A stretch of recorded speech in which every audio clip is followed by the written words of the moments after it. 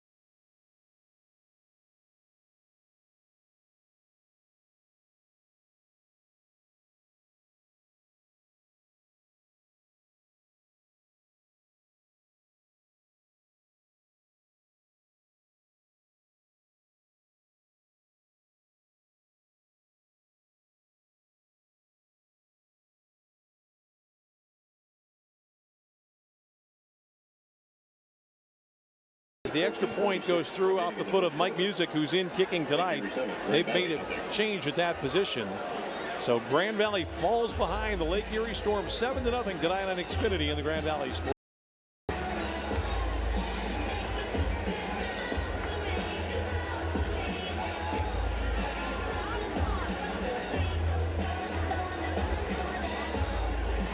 All right, we'll keep it here for that one. It was pretty auspicious debut for you, Greg. First play of your television career here. And I was a little stunned. I'm going, wait a minute, no one's tackling that guy. It was a great center return, and I have to tell you that looking at that one, when that ball came down to the return man, it just didn't seem right for Grand Valley. You had some people pinching pretty quickly, and it looked like one of those roller derby plays even before the passed everybody before you know it. Even before the two blocks in the middle, there was already a lane kind of forming. You know, you could see it from up here. Oh, he's going to go that way.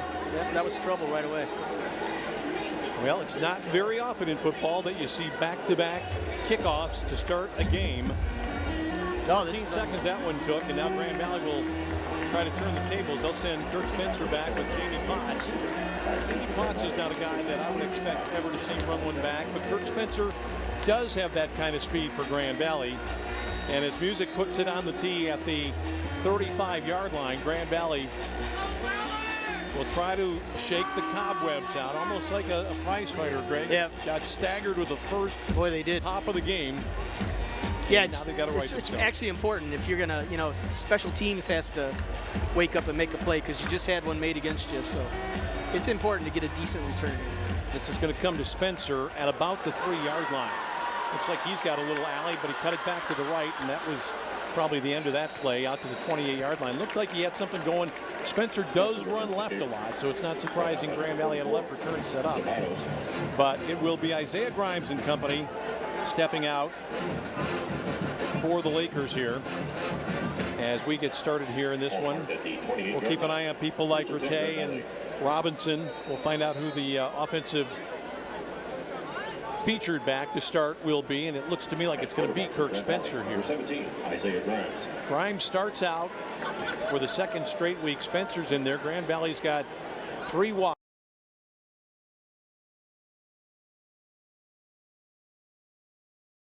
Pass ahead, and they get a pretty good block at the point of attack.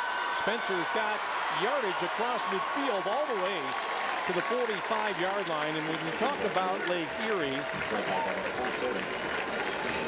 we're talking about a team that's been known to give up some points, Greg, and that didn't defend that play very well at all. No, they didn't, and they really got caught off guard with that little pitch play, and it's really almost a forward pass on that, and you know, Spencer scooted outside and cut it back.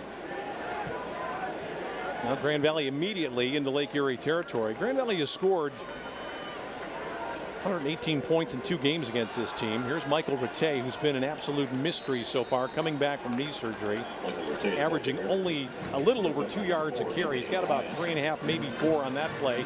This guy last year, Greg, I thought was the best player all around on Grand Valley's team during the season. Got hurt, missed the last 6. And when you talk about Grand Valley going out in the national semifinals last year, they really couldn't run the ball that well against Northwest Missouri. You think in a game like that, Mike Rattay might have made a difference. He might have. And you kind of wonder if he lost some explosion, but the blocking hasn't been good enough to tell. So it's a little hard to tell you. I think it's exactly the way it is. Grimes going back to pass. He's going to lob this one up in the air. Oh, Potts got a little touch there. That's a savvy play by Potts down to the 10-yard line. Not really a push-off, but just kind of a touch to feel for the defender. Kind of like what you would allow in basketball. Let a defender kind of reach back and feel for where the offensive player is.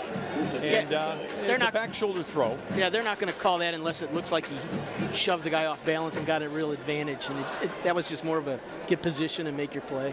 That's Devontae Sims, who gave up that catch all the way down to the 11-yard line. I'm going to call that a 31-yard pickup on the play. This is Chris Robinson, straight ahead blocking for Grand Valley, and Chris Robb is down to about the 5-yard line. And you talk about the absence of Matt Armstrong, who played the center position last year for Grand Valley, or you talk about Tim Lolito, who was in the interior line a couple of years ago, now playing regularly in the NFL. One guy can really upset that balance. They've moved some people around. They've got veteran people there, but if one guy is not making the block, then you can't run the ball. When you can't run the ball, teams are going to be able to go after your pass attack. And it's been a double jeopardy situation for Grand Valley this season. Grimes pretty vanilla with the play here. It's Chris Robinson, and he's going to just walk it in for the score. So take a deep breath, Grand Valley fans. Joel Skipper's on for an extra point that will tie this game. That was a nice play. You know, both tackles got their blocks, and one got to the second level, number 71, and just made a great block there. That might have been Dan DeLuca. Yeah, Dan DeLuca. Who was in there. And he got to that second level, and he hit 2 guys, and that made it easy. Dan's brother's on for this play. It's Derek, the snapper, and no problem at all for Joel Skipper. We're tied at 7, and now we will take our first break of the night. Lake Erie and Grand Valley, get the track shoes on. More to come from Allen.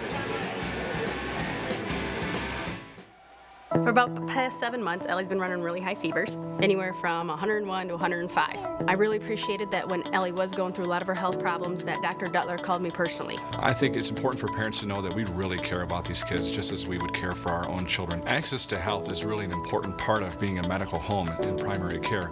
So we do allow our patients to make same-day appointments whenever possible. They can email me, or they can call. Ellie really likes going to see Dr. Duttler. The doctor.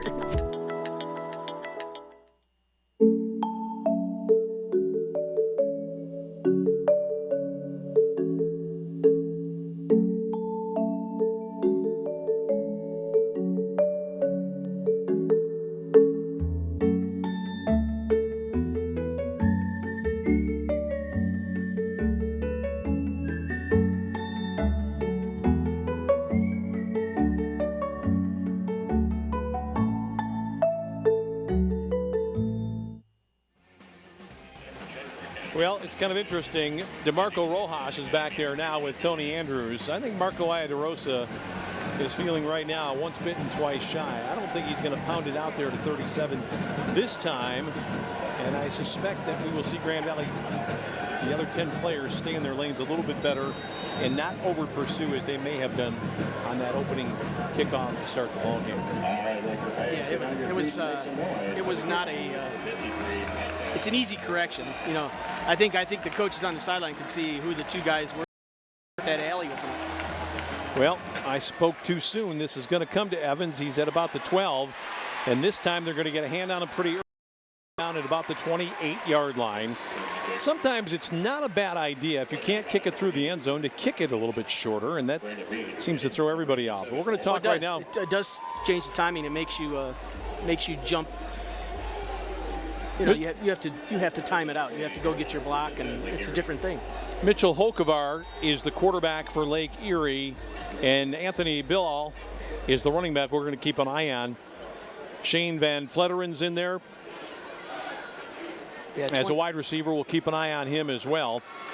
But Hokevar is a big guy, and he's a veteran guy. He drops it on first down, drops it again, and Grand Valley is finally going to get on this one. Well, well, well, how about that? A kickoff return for a touchdown, a lightning drive by Grand Valley, and then the quarterback dropping it not once but twice, Greg, on the first snap from center.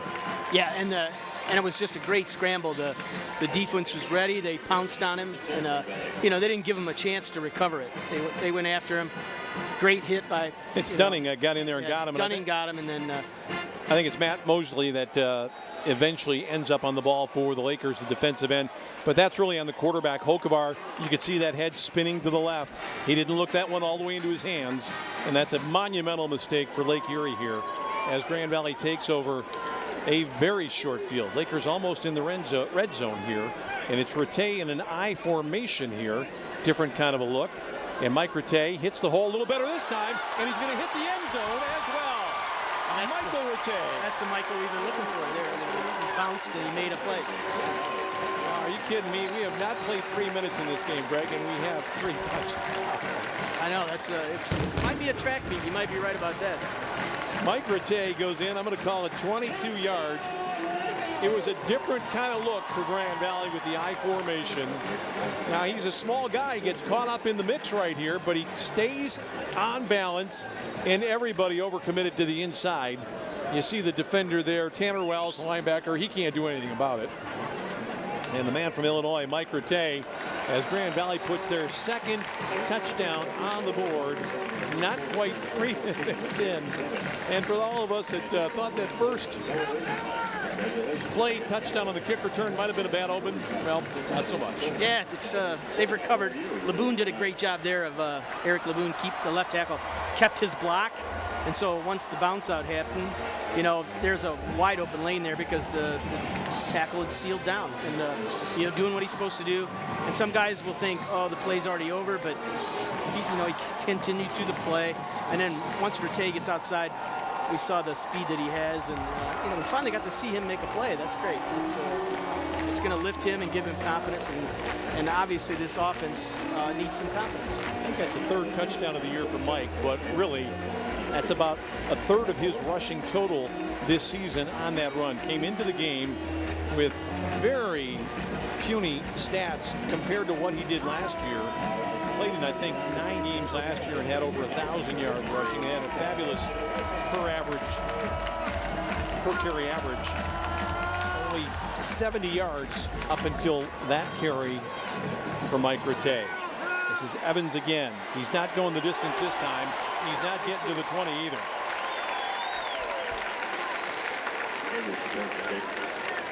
I said Evans, I meant Tony Andrews, the kick returner for Lake Erie College, and Jack Sauber's one of the guys trotting off after that hit. And so, well, Lake Erie has got a pretty touted offense with.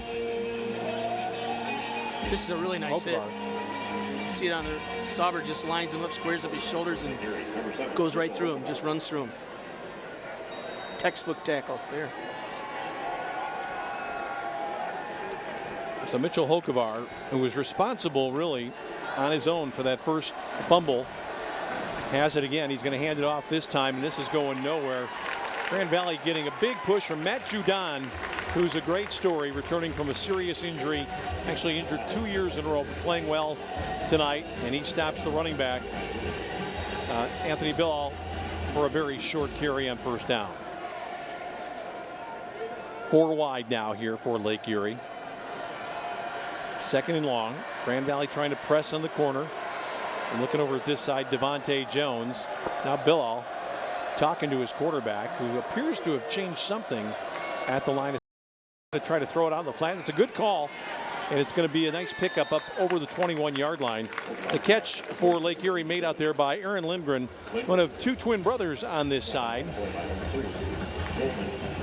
The Lakers like to hide their coverages, and I think he saw the coverage there. He figured it out and made the call and decided, instead of that play, let's go to this one. Aaron Lindgren's a senior. His younger brother, who we will see tonight and probably talk about, Tyler, is the one who transferred from Notre Dame College. But they're playing together now. This is going to be third down, and there's a quarterback option.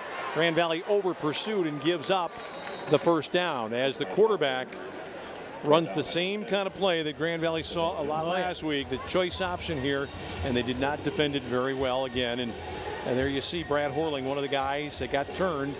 He has to chase the play, and it's up to the 30 for a first down for Mitchell Hokevar. Yeah, that's not a great sign. They really couldn't manage it last week. They did hit the guy, but Vanderlaan, but they didn't bring him down. This one was pretty wide open. That's a beautiful play into Laker territory, all the way down to the 40-yard line. Just a quick post, and they find Andrew Schickler for the first down. Grand Valley frozen by the play action, and we'll see this one. There's really nobody where they're supposed to be. Dante Carey bit up on the coverage right away, and he was chasing from the outset. So here's Lake Erie on the move, down 7. This is the option again with the quarterback keeping. Grand Valley played it a little bit better this time. It's a pickup of about 3, but I got to give some credit for Grand Valley. They're going to make the Lakers stop that because they watched the film obviously last week. Now they haven't given the ball to Bilal yet, but you know that's coming because his stats are incredible. So, it was Marcus Goldman, Greg, the defensive back, who turned that play inside to kind of knock it down and break it down. It's a pickup of nearly 3, though, 2nd and 7. Grand Valley has to stay disciplined against this kind of offense. It's a cute little wrinkle there. They bring one of the wing receivers in motion and then run kind of a counter play, and that was Lindgren carrying the football. That's Aaron Lindgren for a short gain, maybe to 3rd and 5. Yeah, the Lakers stayed home. They read their gap and they stayed home. That was a good play. Grand Valley has got nobody. That's Carey giving chase to the far side of the field. He's over there now. Lakers rotate a little bit. Grand Valley jumped, got back. Hokevar's got plenty of time here to change the play. His running back is Bilal. And now movement finally, and that's going to go against the visiting side. A false start out in the interior portion of the line. I think it might have been Ben Miller. Yeah, when sometimes you spend so much time talking, you wear your own and stay there that long. Those big guys get down on 3 fingers, and that's not a pleasant place to be. Starts to hurt. They say Jeremy Durbin, the right tackle, not Miller, the right guard. They're up front with Cody Furr, Chris Higgins, the left guard, and Corbin Giacomowicz is the center. 3rd and long now. Can Grand Valley come with some pressure? Looks like they're playing for coverage here. They probably took the read option away, but we'll see. They could make me wrong. Grand Valley gets a push. It's a completion for the first down. Nice coverage for Grand Valley, but a nice catch by Lindgren. And he caught that ball right in front of the Grand Valley defensive back, Deontay Hurst. Actually, it was the linebacker there who made the stop, but after Lake Erie picks up 11 and the first down. Very nice play. Yeah, it was just a good throw and catch. He avoided the rush a little bit on the left side and then just made the throw. I think what happened there for Hokevar is that the push came from his left, and he wanted that play to go to the right anyway, so it was where he was funneling. Little shot out to the sideline that's going to be good for another first down, I believe, inside the 20. And again, it's a nice creative look from Lake Erie. Tommy Jackson is the wideout who caught that one. Kind of throw it to the man in motion here. They fake a little counter play. That's a long throw to the sideline, and they get a standoff over there from the tight end Schickler, who didn't really hit anyone, Greg, but he put his body in the line of fire. So Lake Erie knocking on the door. Here's the ball over the middle, inside the 5. It's going to go for, I believe, did he get there? No, not quite. The ball is fumbled. Oh, my goodness. Are they going to give this to Grand Valley? No, they're going to say either a recovery by Lake Erie or down by forward progress. The referee's going to say he was down. Yeah. stopped his forward progress. So Grand Valley very nearly makes a play after not making many on this drive. I can't believe how much they're throwing the ball. They were advertised as a running team. They've just come out going after the secondary. Well, he didn't get there. Bill Al was thrown back to maybe the 2-yard line. He slipped a little bit as he tried to make his move. And let's see if they'll get back to him on this series, Greg. I think that they'll try to trust the quarterback. When does that ball come out? Boy, oh boy. I don't know how you can call that. There wasn't a knee down. They had to call forward motion. Well, that's tough. If he reached across the line, I bet they would have given him the touchdown. So well, there you go, too. Yeah. Tough break for Grand Valley on that fumble. This time it's the quarterback. Pitches it out, and there's the second touchdown of the ball game. And it's nicely done. And they go again to a guy you wouldn't expect to have it, Aaron Lindgren, who came in motion again. Came around. That's old-style football that they're playing right now. Yeah, with this guy coming that was around. A nice little counterplay. I like that. They had 3 options on that. They're really playing option football, just to spread you out, and you don't know which guy's going to get the ball. Everybody's kind of assuming by the stats that number 25 is going to get it, but that's not what's happening right now. Well, Lindgren with a touchdown. We had 3 touchdowns in the first 3 minutes. It took us, well, a little over 7.5 minutes to get to our 4th touchdown. So this game is slowed to a crawl. Music knocks it through. We're tied at 14. We're coming back with more from Allendale tonight on Xfinity and the Grand Valley Sports Network.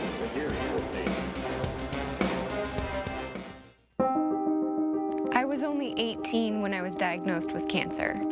I went from being an active, healthy teenager to becoming very sick very quickly. But thanks to the collaboration between researchers and my oncologist, I survived, and I'm now in remission. We were curious, could a checking account help fight cancer? We'll give $150 to Stand Up to Cancer and $150 to you when you open a new checking account with direct deposit and make 3 online bill payments at Fifth Third Bank, the Curious Bank.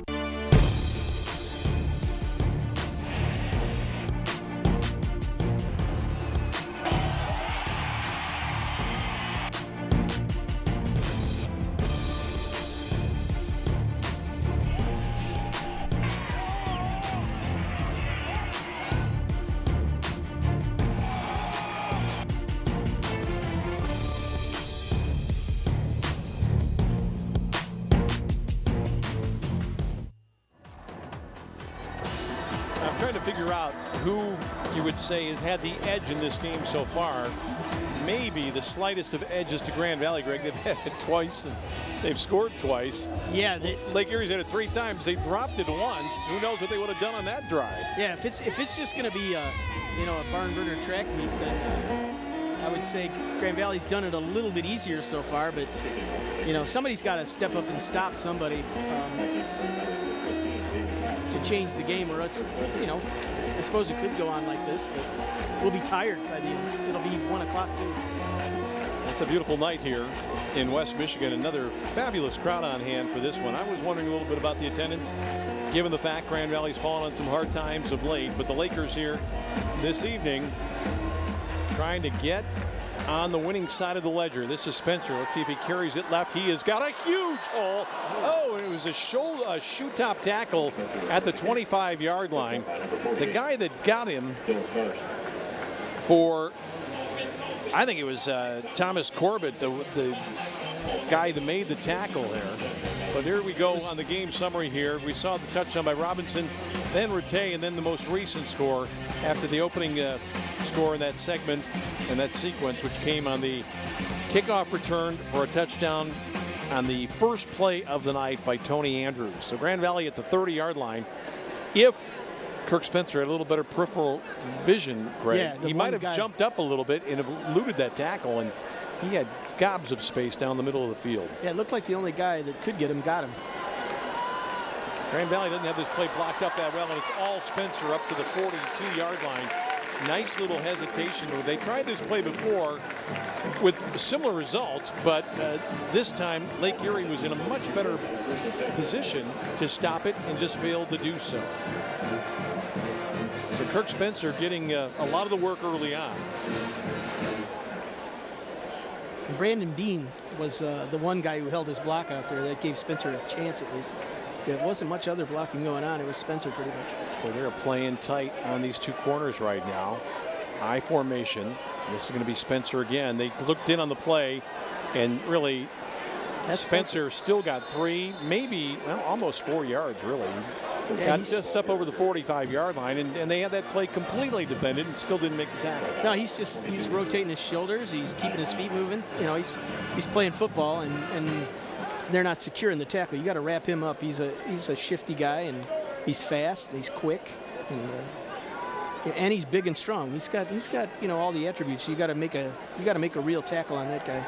I'm not so sure if Grand Valley didn't have 2 linemen come off. LeBoon left, and I saw Aaron Cox run onto the field at left guard, but maybe they just moved somebody over. Here's a swing pass out. Mike Rattay up to midfield. He's going to be a couple of yards shy. It'll be 3rd and 2 for the Lakers. Grand Valley's people out there trying to block in the open field did a good job of not grabbing Jersey, Greg. It looked as though we might get a block in the back. The officials out there had a good look at it, and they let the play stand. So Spencer is right back in, and Rattay goes out. Rattay has been the most effective pass receiver out of the backfield for Grand Valley so far this year. Yeah, and I like him. I like using him that way. I think a more controlled passing attack is a little bit better plan for them, instead of trying to whip it downfield when you're not getting protection. I think Grand Valley tipped its hand a little bit there. They're going to get the first down anyway, Spencer, but a late flag comes in. That's going to be a holding call against Grand Valley, I do believe, right here, and it's going to bring the play back. With Grimes up under center, they're going to run the ball, and that's a slow developing play with new people in the lineup. Yep. And it's a predictable result. Holding. Offense. Number 43.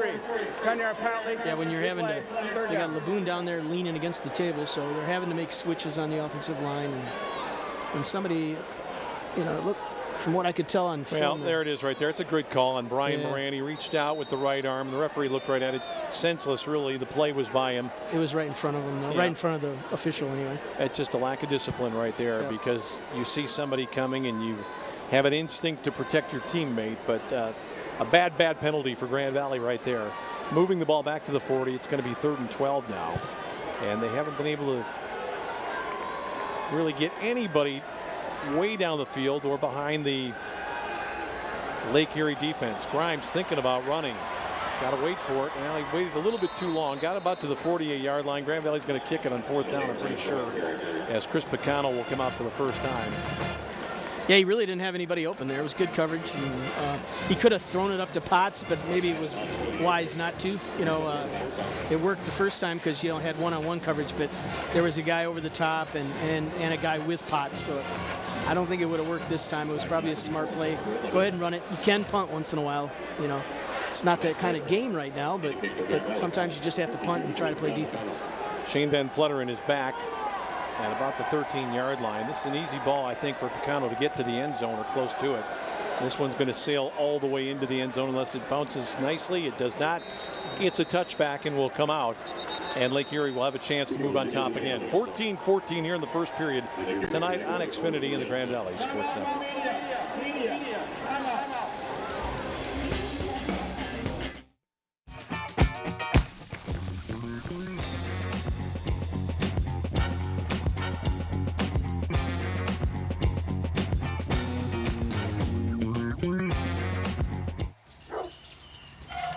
If you sign up for DirecTV's latest deal, prepare to be blindsided. Because they'll double your rate before you know it. And you'll find you're locked into a 2-year contract that could cost you over $3,000. That's why the smart choice is Xfinity. You can see all the best action in football all season long. With no surprises. Don't get blindsided by DirecTV. Call 1-800-XFINITY today.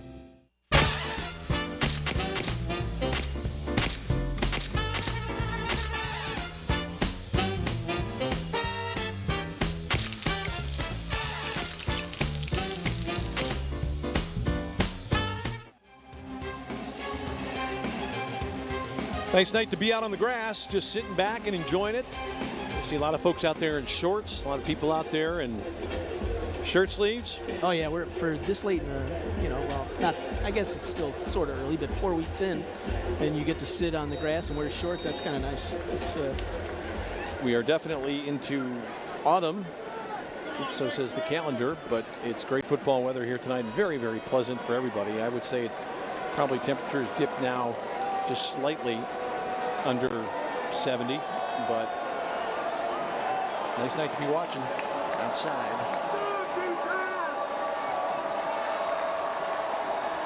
They're going to hand it off this time, and the running back has got it, and he's got some room. The ball is fumbled. Grand Valley's got it.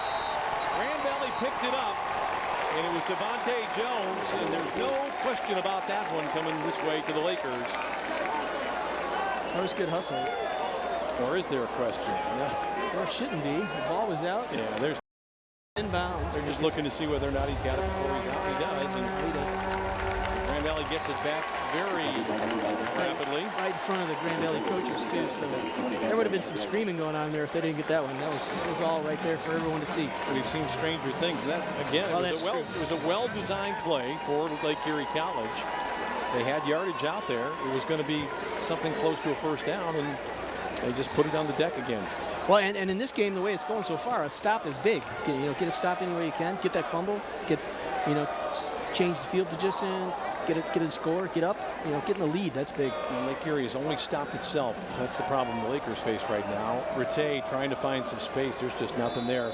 You can blow the whistle anytime there, fellas. There we go. One of the guys that got in the middle of that mess down there for Lake Erie was Ty Law, the defensive lineman. That name might ring a bell to some people around here, but that's no relation to the they said no Michigan relation. Star. So just must have liked his name. It could well have been. Probably a Michigan fan. I would think that this young guy was probably born about the time that Ty Law was playing, and it would make sense. The Law family said, hey, that's made to order for us. Grimes dropping straight back. He's going to throw it up here into double coverage. This is going to be a miracle if it works, and it did. I think it did.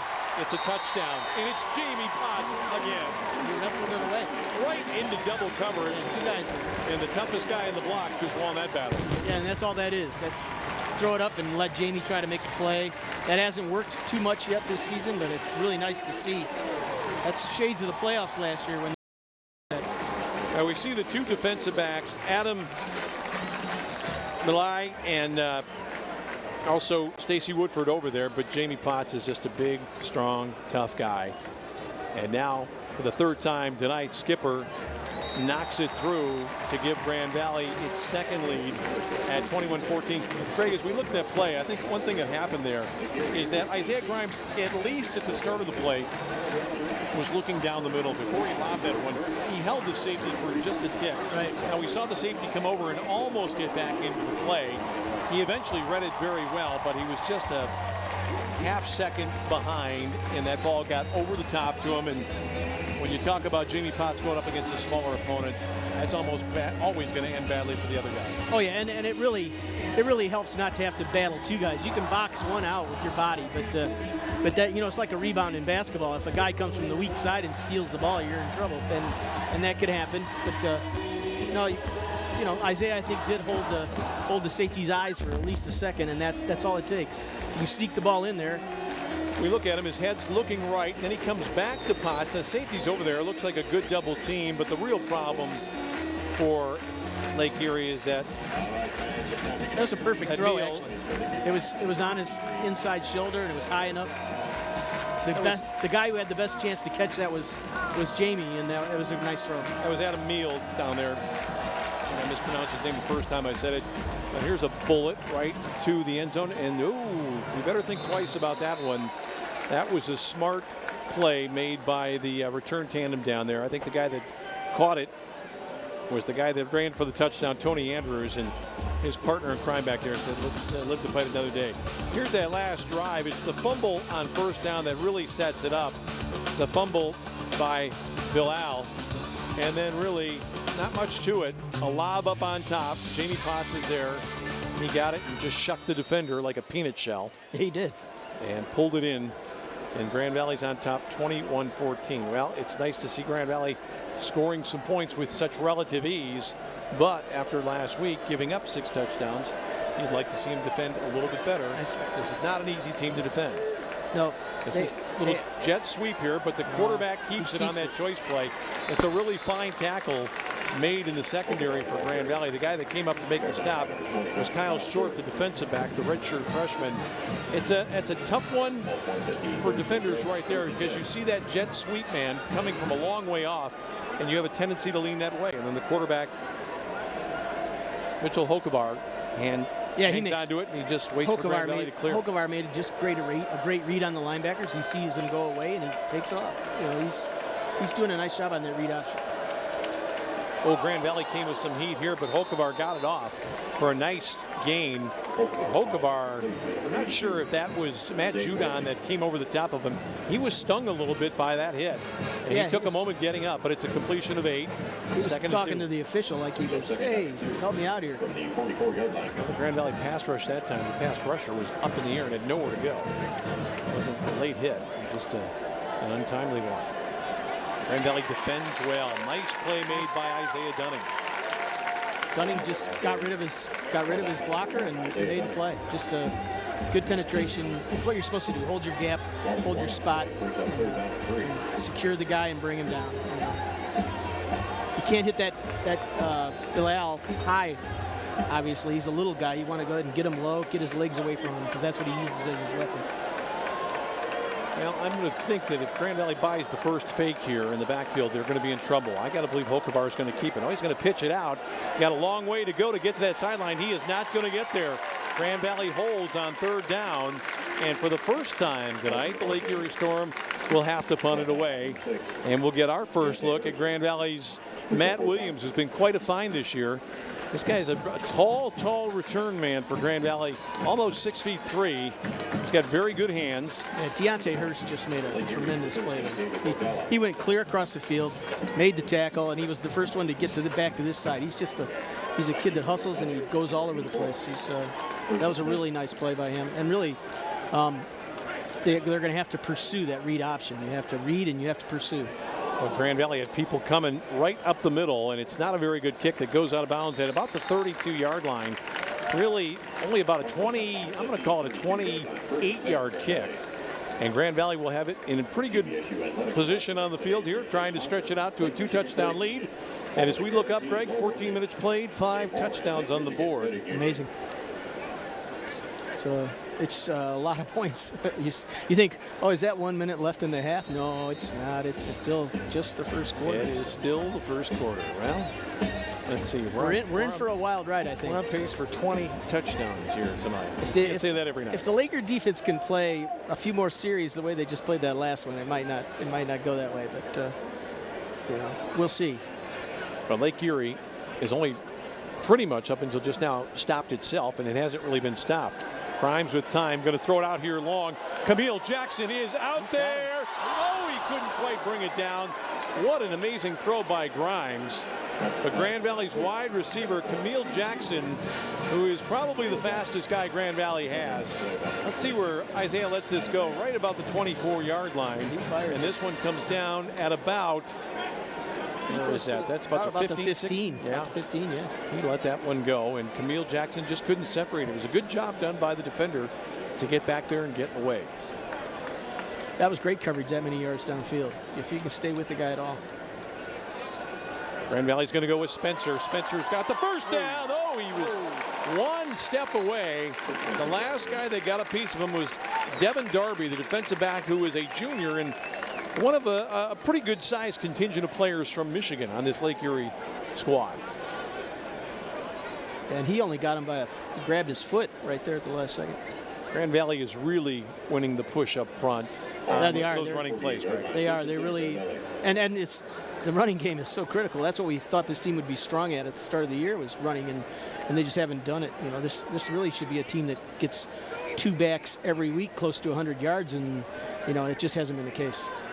Now Grimes trying to set up the little bubble screen here. He's got it to Jamie, and Jamie's got about 4 yards, maybe just 3. They're going to put him down at the Lake Erie 45-yard line. So well defended that time by the Storm. Coached by Mark McNelly, and a guy who's, I think, getting this program in this conference up to speed pretty quickly, very much in the same fashion as Ohio Dominican. We'll talk more about that in a minute. Right now, we have played 15. Grand Valley on top by 7 tonight on Xfinity and the Grand Valley Sports Network. Many of our customers are repeat customers. Once they travel with cars, they come back time and time again. Our drivers are the best in the industry. We have so many positive comments about our drivers.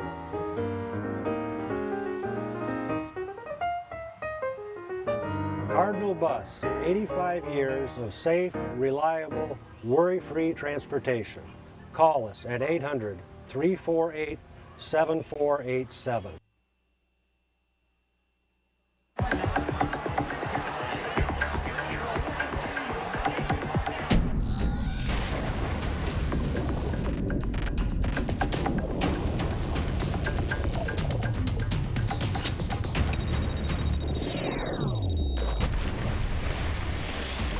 When cold refreshment calls, Coors Light answers.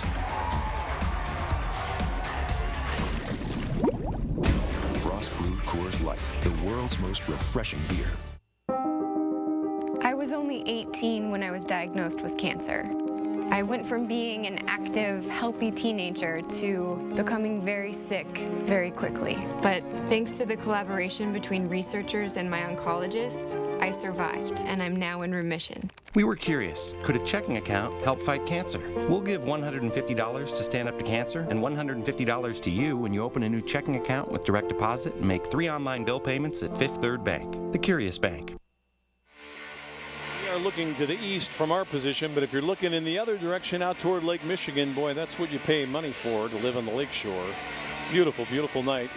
Those beautiful colors, pinks, purples, reds, blues.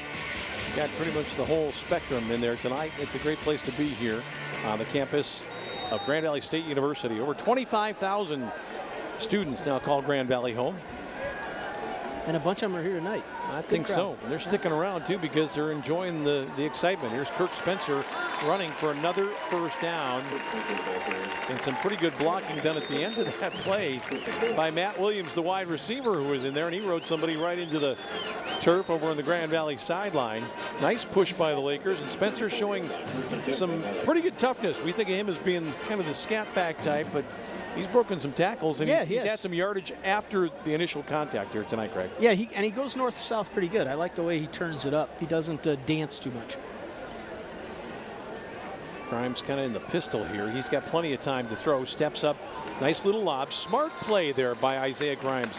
I really like that. It's a little dump. It's a very safe play to Chris Robinson over the middle. That's good for 8, and that's maturity, and that's a guy for whom the game has slowed down a little bit, Greg, after not playing a lot over the last couple of seasons. He waited, checked down. There was Chris Robinson. That's a beautiful game. Yeah, it was probably his second or third receiver on the play, and he did a nice job with it. He's had a habit, I've noticed over the last year or so, of staring down receivers. He didn't stare down anybody that time. He looked around, he found his guy, and he got rid of it. Well, when you spend more time in the lineup, the game slows down for you. And this guy's got a lot of athletic ability. He's a good basketballer as well. Here's Spencer. Good straight arm by Kirk. I don't think he quite got the first down. He gained the 25-yard line. It'll be 3rd and about 1 for Grand Valley, maybe a touch less than 1. There was really nice penetration by the left side of the defensive line there. They kind of pushed their blockers in right into the runner, and there was just nowhere to go. Plays being shuttled in by the backup quarterback tonight, Bart Williams, and also Ali Ajami, who's a redshirt freshman. Those two guys are sending the signals in. Heath Parling not playing, injured. Grand Valley wants to throw. They got Potts. Did they wait too long? No, they didn't. That was nice. Nice play action there with Grand Valley tying up the safety and the linebackers. And Jamie ran really free early on in this play. Yeah, I mean, it was just a case of wondering when he was going to throw it. Just get rid of it. Go. He was obviously open. He was open on the first break, and it was the post was there, and he took it all the way. Yeah, it was a quick post to Potts, and he broke free right away. That was a nice throw and a nice catch. A great pass route that Jamie Potts ran too.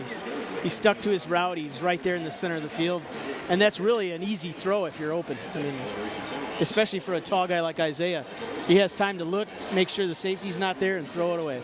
Yeah, good play by all, and Grand Valley's up 28-14 after that Joel Skipper extra point, his 4th in as many tries here tonight. And Grand Valley now maybe getting a little bit of a foothold in terms of confidence, Greg, and feeling like they can do just about what they want when they ball. They certainly on offense, and really for the first time this season where the offense has looked a little confident. You know, I maybe in the first half of the opening game against Azusa, they looked a little confident because they were running the ball okay for a while. But once that was stopped, then they were, you know, they just couldn't go anywhere. Tonight it looks like they can kind of pick and choose what they want to do, and it all starts with running. If you can run, everything else opens up because the safeties have to come up and honor that run, and then it's, you know, then the Lakers' whole offense opens up all their playbook. Here's Marco Iadarosa, has it down at the 35-yard line. We'll keep our eye on the ever-dangerous Tony Andrews. Yeah, he showed us right away. He's going to take this one. Oh, he dropped it into the end zone. That's going to be a touchback. He's just got to go down. Boy, he almost panicked. And good work done by his teammate there to get him down because he looked like he wanted to come out. Let's go back and take a look at the drive again for Grand Valley. We saw Spencer running hard up the middle. Those are yards that he doesn't always make in this Grand Valley offense. The little dump to Chris Robinson. And then the touchdown toss. Potts splits through there, and there's nobody home. And Grand Valley has an easy. 3 well-executed plays. They're just really done well. And then, you know, and it helped that he dropped that kickoff return. We're getting a little help on special teams from you know, the drop of the football. The Lakers are getting some help, and you got to have that, especially when you've given a kickoff return to start the game. It's been kind of a hot potato here tonight for this side. Boy, good block by the quarterback, and Grand Valley again loses contain, and it allows for a very nice play made by Anthony Bill. Grand Valley's got this play snuffed out pretty well, but guys jump lane a little bit, Greg. Let's see it again. Yeah, that's a little bit of that's athletic ability too. He made a great move, and then he had 2 wide receivers blocking for him. And I think it was DeAndre Hogan though who got caught inside. He kind of bought the little shoulder dip there, and that allowed him to break contain, and now they've done it again to the other side. Judon knocks it free, hammers it out, and Grand Valley's got it. Well, Matt Juden was good, and he was also lucky because he was one of the guys beaten on that play, but he's got so much speed that he was able to catch up and knock it out from behind. And the guy who came up for it for Grand Valley was Garrett Punde, the safety, the redshirt freshman. See Judon chasing here. Hokevar was carrying it a little loose there. You got to tuck it away once you get in there where the linebackers are at. And he didn't. He was holding it kind of out in front of him and asking for someone to swat at it. And they did. Well, it's become very problematic now for Mark McNally. That's got to be, what, the 5th time tonight the ball has been on the ground for Lake Erie. They can't seem to hold on to it. And if you're going to do that, you're handing it to the defense. Will Grand Valley go quick strike here? Isaiah Grimes has time, looking 2-3 down the middle, late, nice ball completed to Miskell inside the 30-yard line. 8 guys on top of him. Finally. Yeah, he really had a lot of time there. I don't know if that was a soft zone or what they went to there. It was a little hard to tell, but it looked like 3 guys were open. He had to just wait for the guy going across and throwing the ball. Yeah, I think it looked to me like a long, late cross by Miskell, who comes all the way across the field. He's looking around. Yeah, it's the 2nd or 3rd guy, and boy, you give somebody that much time to run against the grain, and there's not much defensive backs can do there. They got to have a little better push against Isaiah Grimes. Spencer now, the setback. Stretch play. Spencer's through the hole. Spencer's got a first down inside the 10-yard line to about the 8. Really impressed with the toughness being demonstrated by Kirk Spencer. He's running as hard as I've seen him run in his career at Grand Valley. He's going straight ahead. You know, he's always been really good in the open field at making somebody miss, but now he's doing the tough stuff tonight where they're, you know, breaking through arms and you know, taking it straight up. Yeah, it's Devontae Sims, number 1, who makes the tackle, but you can't have your defensive backs chasing the play, bringing guys down from behind. That doesn't work too well. No, when your safety leads you in tackles, you're in trouble. This is going to be Spencer again. He's right up the middle. He's walking into the end zone this time. At about the goal line, but Kirk Spencer goes in from 8. It's too easy, Greg. It looked like he was looking for somebody to run into. There was nobody there. That was great blocking. Obviously great blocking, and they, who knows, they got to know Spencer's getting the ball there, but everybody had their block.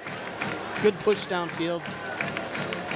Grand Valley now has its biggest lead of the season, 20 points here in its 4th game. Skipper's on for the try. Matt Williams, who is the punt return guy, one of those good hands people, will put it down. And Skipper's knocked it through again. Grand Valley with 5 knocks so far.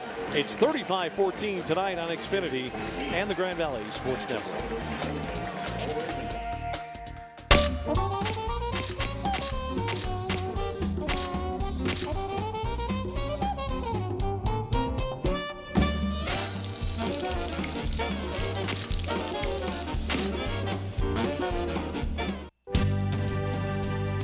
Learn something every single day at Grand Valley State University about who you are and who you can become, about where you've been and where you're going, about your goals and how to accomplish them. At the end of the day, you know what you want from life. Find it within yourself. Find it within Grand Valley State University.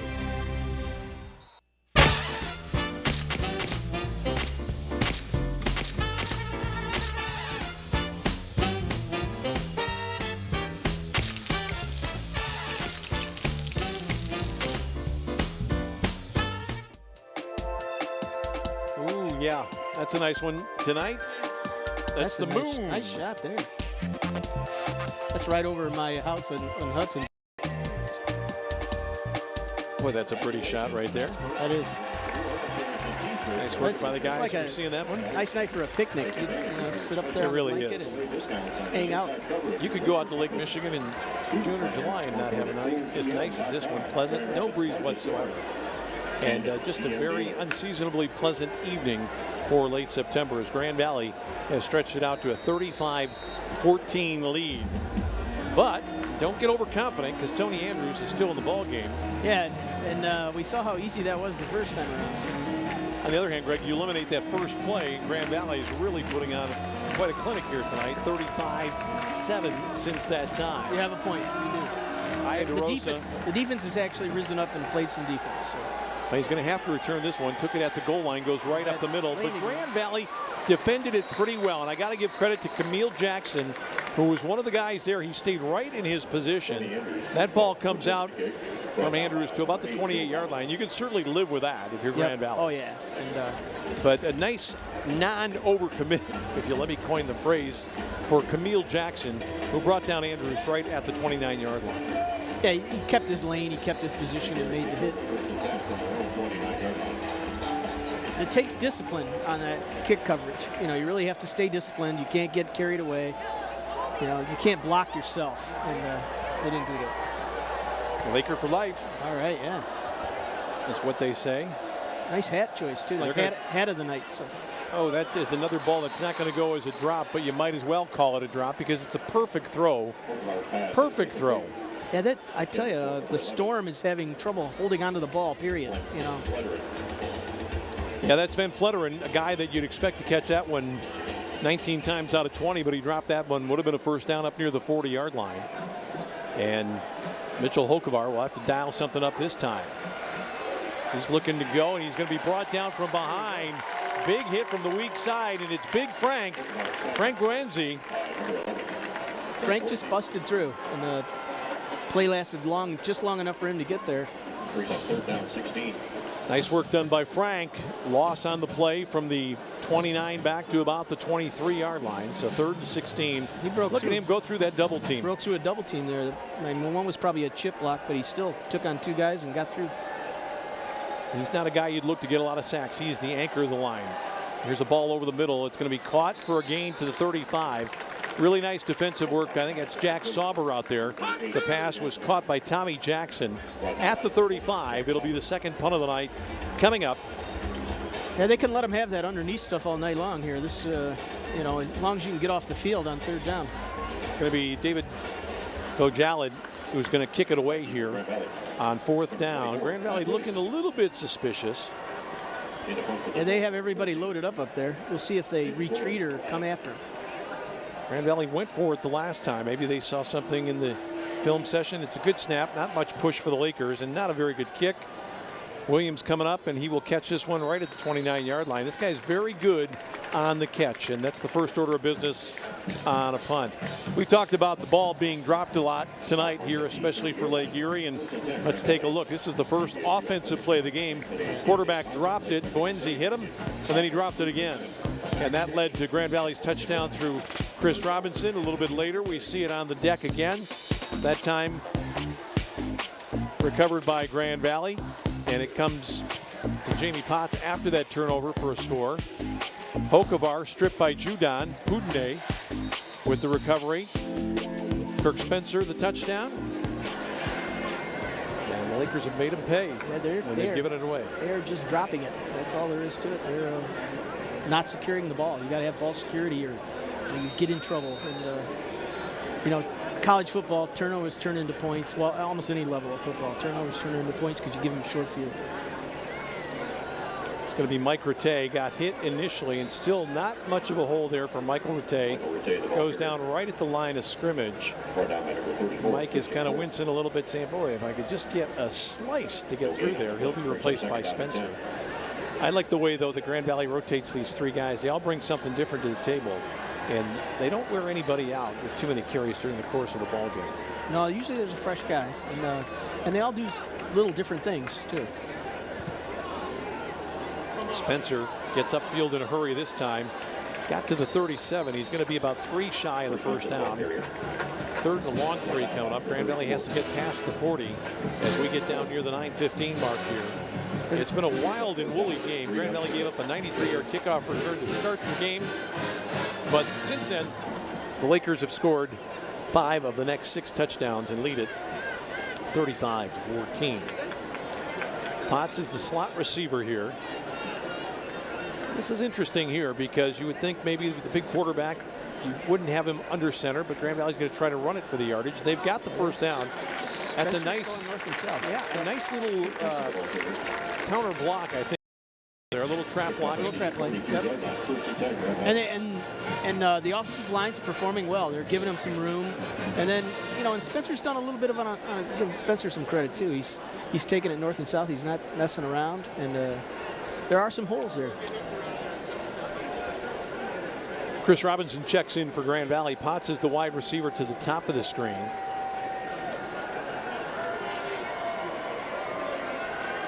The big fella has time, throws it out here. It's going to be dropped by Camille Jackson. That's not the kind of route you'd expect from Camille Jackson, who is a burner. They want him to be moving his feet probably when he catches it. He's going to be pulled on that one because it was right in the breadbasket. Yeah, that's one you got to catch. He looked like he was playing for the Storm there because they've been dropping balls like that too. He let that ball get into his body a little bit. Yeah, you got to catch it with your hands, see it into your hands, and then make a move. Then you can run. And really, that was a sit-down route. He really needs to secure the ball. That's all you're supposed to do. You expect to get hit on those. Yeah, there's no expectation of yardage after the catch. Grand Valley's going to run it. And how about that call right there? Very near the first down. It's Chris Robinson, I believe, who gets up. And I think he does have the first down there. Yeah, it's like they're giving him just inside the 48. They move the chains, and there is some yelling going on over the Lake Erie sideline. They're talking to the referee right now, maybe feeling that Grand Valley is holding on the interior line. They might be. But that's, you know, is that happening every play? That's a little silly because they haven't really stopped anybody yet. And Grand Valley's gotten the push tonight that we haven't seen much this year. Grimes with time, going to lob this one up. It's Miskell out there, stays in front of the defender, but not the best choice that time by Isaiah Grimes. That was good defense. He stayed right with the guy. He didn't grab him or push him or anything, and he jumped up and made a play on the ball. Yeah, the play out there made by Adam Meal. Yeah, that was just nice for him. And he looks like a little guy. He's a guy you can do the jump ball on, but he was just tough. He stayed with his guy. There was no separation made the play for the receiver whatsoever there. So it was just pretty lucky. Yeah, it was one of those rebound balls. Yeah. 2nd and 10 now. Grand Valley's going to go Little counter play again to Spencer, and he's got just a couple. He's down to about the 45, and the Lakers are going to have 3rd and long here, 3rd and 7, as we approach the halfway point of the second quarter. Grand Valley up by 3 scores at the moment. The Lakers will make some changes. They'll get Joe Robbins into the ball game. And Rattay as well. Miskell's going to stay out there. Spencer comes out, and Potts will be the wide receiver to the top of the picture as we take a look at the Laker band. Take a look at the folks out in the stands tonight, and you have to say to yourself, even if you didn't like football, you just want to stay outside on a night like this one. Just hang out. He's swinging out to Mike Rattay. Can he make a move? He does. Mike Rattay with the first down. Mike Rattay to the 32-yard line. That's good patience there by Mike. It wasn't the perfect throw, and he had to make that one move to beat the first defender. Once he did that, he was set up for success. But that's what Mike Rattay gives you. You make a nice safe throw, and then he has to go beat somebody. If he gets a couple blocks, great. If he beats somebody, then he's got a chance for big yardage, and he got the first down. At the 31-yard line, Grand Valley able to really use any page of the playbook right now. Matt Mitchell is throwing the ball and running the ball with equal effectiveness. Isaiah might be able to run this one. Put it down, big fella. Oh, he threw late. Did he cross the line of scrimmage? He certainly did. Looked like he did. Yeah, he did. I was looking at him. He was way down by the 30 when he looked at him. The official on the far side threw a flag, too. Yeah, that's one where Isaiah just has to trust his instincts as a football player. He broke contain, and he could have had 5, 7, 8 yards maybe. Instead, he tried to take it all on himself, and he's going to end up losing some yardage and a down to boot. Yeah. Yeah, it wasn't his best play of the night. He seems to be better at making decisions when he gets to stand still. When he's on the run, he looks a little scared out there, a little shaky. Well, I like the fact. On the play for illegal forward pass, the quarterback was not beyond the line of scrimmage. Second down. Well, I got to believe you got a gripe if you're Lake Erie on this one. And they're saying on the other sideline, why was the flag thrown then? Line of scrimmage is the 31. Did they pull it out and throw it for him? It was closer than I thought. Yeah. I thought for sure he was over from my vantage point. Maybe on the replay, it does look close. I just assumed that he was going to be over because he was getting. It really looked like it. He's so big, you think the guy's going to lean that far. So 2nd and 10. Somebody made an executive decision, though. Well, he's got a lot of time. Well, he just throws this away. Finally looked over toward Camille Jackson. Probably the right choice that time by Isaiah. Grimes couldn't find anybody. He just airmailed it out of the top of the yard. Yeah, no one came back to him, and I don't know if that's just was the design of the play there, but somebody should be coming back towards him there too. I think the only possibility there was Rattay kind of on a late wheel route out of the backfield. Looked like he was running down the sideline unimpeded, but it's easy to second guess. Greg, on a play like that. A lot easier to see up here, too. Yeah, you can see it up here. At ground level, it's a different kind of mismatch. Here's Kirk Spencer. Oh, he got knocked down, and this is going to cost Grand Valley some additional yardage. There was a hold there in the middle of the play. I think the guy that they're going to peg might be the unlucky Brian Moran, who had one earlier in the contest. But he was also in the area of a Grand Valley offensive lineman who might have been grabbing. I'm not so sure. Well, I guess Lake Erie's going to take it here because Grand Valley might be in field goal range just from the 31. Yeah, and they haven't had great success. Holding, offense, number 57. The penalties decline. No, they're not. Down. Well, but the problem with this is now they just encourage Grand Valley to go for it. Yeah, I think so, especially in this part of the field. And they just got a long 3rd down play, so. I'm going to take a guess here at a play. We don't do this very often, but I got to believe that they're going to try to come get the quarterback. I wonder if Grand Valley might try to go bubble screen here. Yeah, you're probably right. There probably is a blitz over there. There is pressure. There's a man open. It's intercepted as it was thrown way behind Jamie Potts and returned to about the 23-yard line. Another fumble, but the interceptor was down on the ground, ruled so by the side judge. That's a shame, because Jamie Potts was wide open, and that ball was a good yard behind him. He was just as open as he was on his previous touchdown. He was wide open. He had to move, and it was just a poor throw. Well, you look at that one, and Grimes went over and talked to Jamie Potts, and it's funny. You talk to coaches a few days after the game, and they'll say, "We looked at the tape, and the receiver made the wrong play." But I don't think that was Jamie Potts. I just don't think Grimes was able to get it where he wanted it. And as a result, after the first Grand Valley turnover, Lake Erie takes over. Yeah, it looked like a bad throw from here. Grand Valley defends it beautifully. What a super play. Nice one. Coming up from the secondary. Grand Valley gets the quick stop by Goldman. Marquez Goldman, interesting player, this young guy, sophomore from Ypsilanti. Kind of an action guy, Greg. Every time you see him, he's making a big play. Yeah, he is. He's got wheels, too. He seems to close really fast, which is, that's one of those kind of inherent things. You can be fast, but you have to do it at the right time and get through gaps, and he does it really well. And when you get there, you've got to slay the dragon. Grand Valley getting Hokevar now and dragging him way back inside the 10. They're going to mark him at the 10-yard line. Take your pick. Defense is fired up here. This is the best penetration they've had all year, and really they're playing like a team. Everybody's doing their job.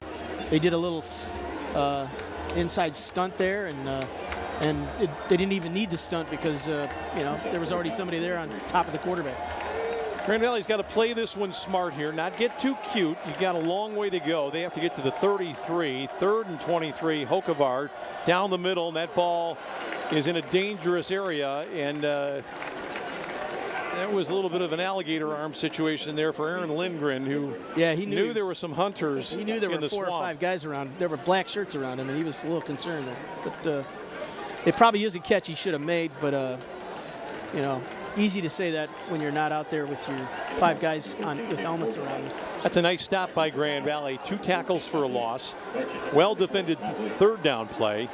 And I got a feeling Grand Valley might be looking to go on this one here, try to get after the punter on this play. You're right, he's in the end zone. It's time.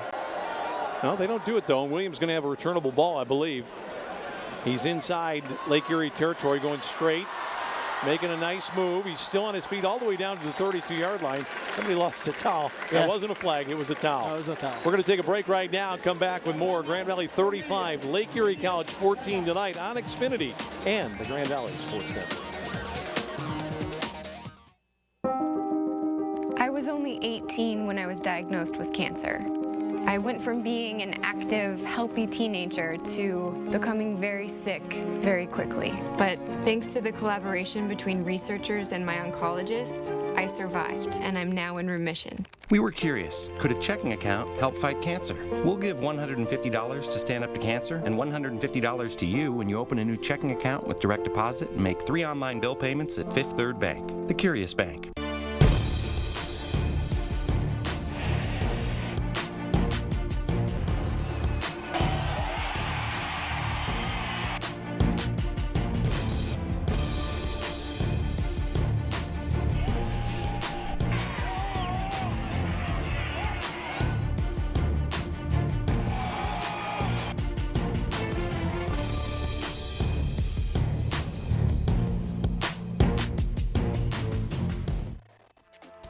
Well, guys, done a nice job for Grand Valley.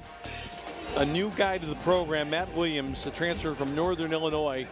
He's an unusual guy. It kind of looks like he's almost like a Chris Collinsworth type, a tall, lanky wide receiver who's a kick returner. And Greg, he had what might have been the season-saving play in the first game of the year, a 45-yard punt return late in the game at Azusa Pacific.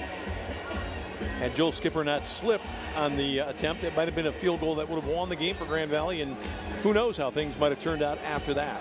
Oh, no doubt. I think that might have changed a lot of things. He's actually the kind of kid who he looks like the safety, the safe guy back there to catch the ball, but then he has kind of some deceptive moves, and he has some speed once he gets going. He's a long strider. I think when he gets going, after 2 or 3 steps, he's covering more yardage, and he can cause some people to take bad angles. Jet sweep look here, and Grand Valley's gone in motion. Not sure who it was. Somewhere on the right side, I believe. I think Peyton McCallum. It's on the left. They're going over on the left side. Yeah, they are. They're saying Laboon. I'm not so sure. Maybe it looked to me almost like when Spencer came in motion there, did he maybe bump the offensive lineman a little bit, Greg? Or he was awfully tight to the line of scrimmage when he started back. He might have. Sometimes you hit him with a thigh pad going by, and it's trouble. This is Moran who's in there right now. Brian Moran is the H-back. He's there for blocking purposes. Chris Robb's got some yardage. He gets the penalty yardage back, and he's knocked down at about the 30. So it's a nice first down play for the Lakers. They pick about 6, maybe 7. A little bit of a scrum after that play. Not quite sure what that's all about. I don't know. Somebody's getting mad in there. But, Chris Robinson got out of there. Somebody in the secondary lost part of their shirt, and I think that might have been Maurice Hale, who had his jersey torn around a little bit. Spencer's on right now. Miskell's in. the interior part of the line's blocking really well. Center 57, Revenberg is getting off the ball really well. Walsh and McCallum are doing the job.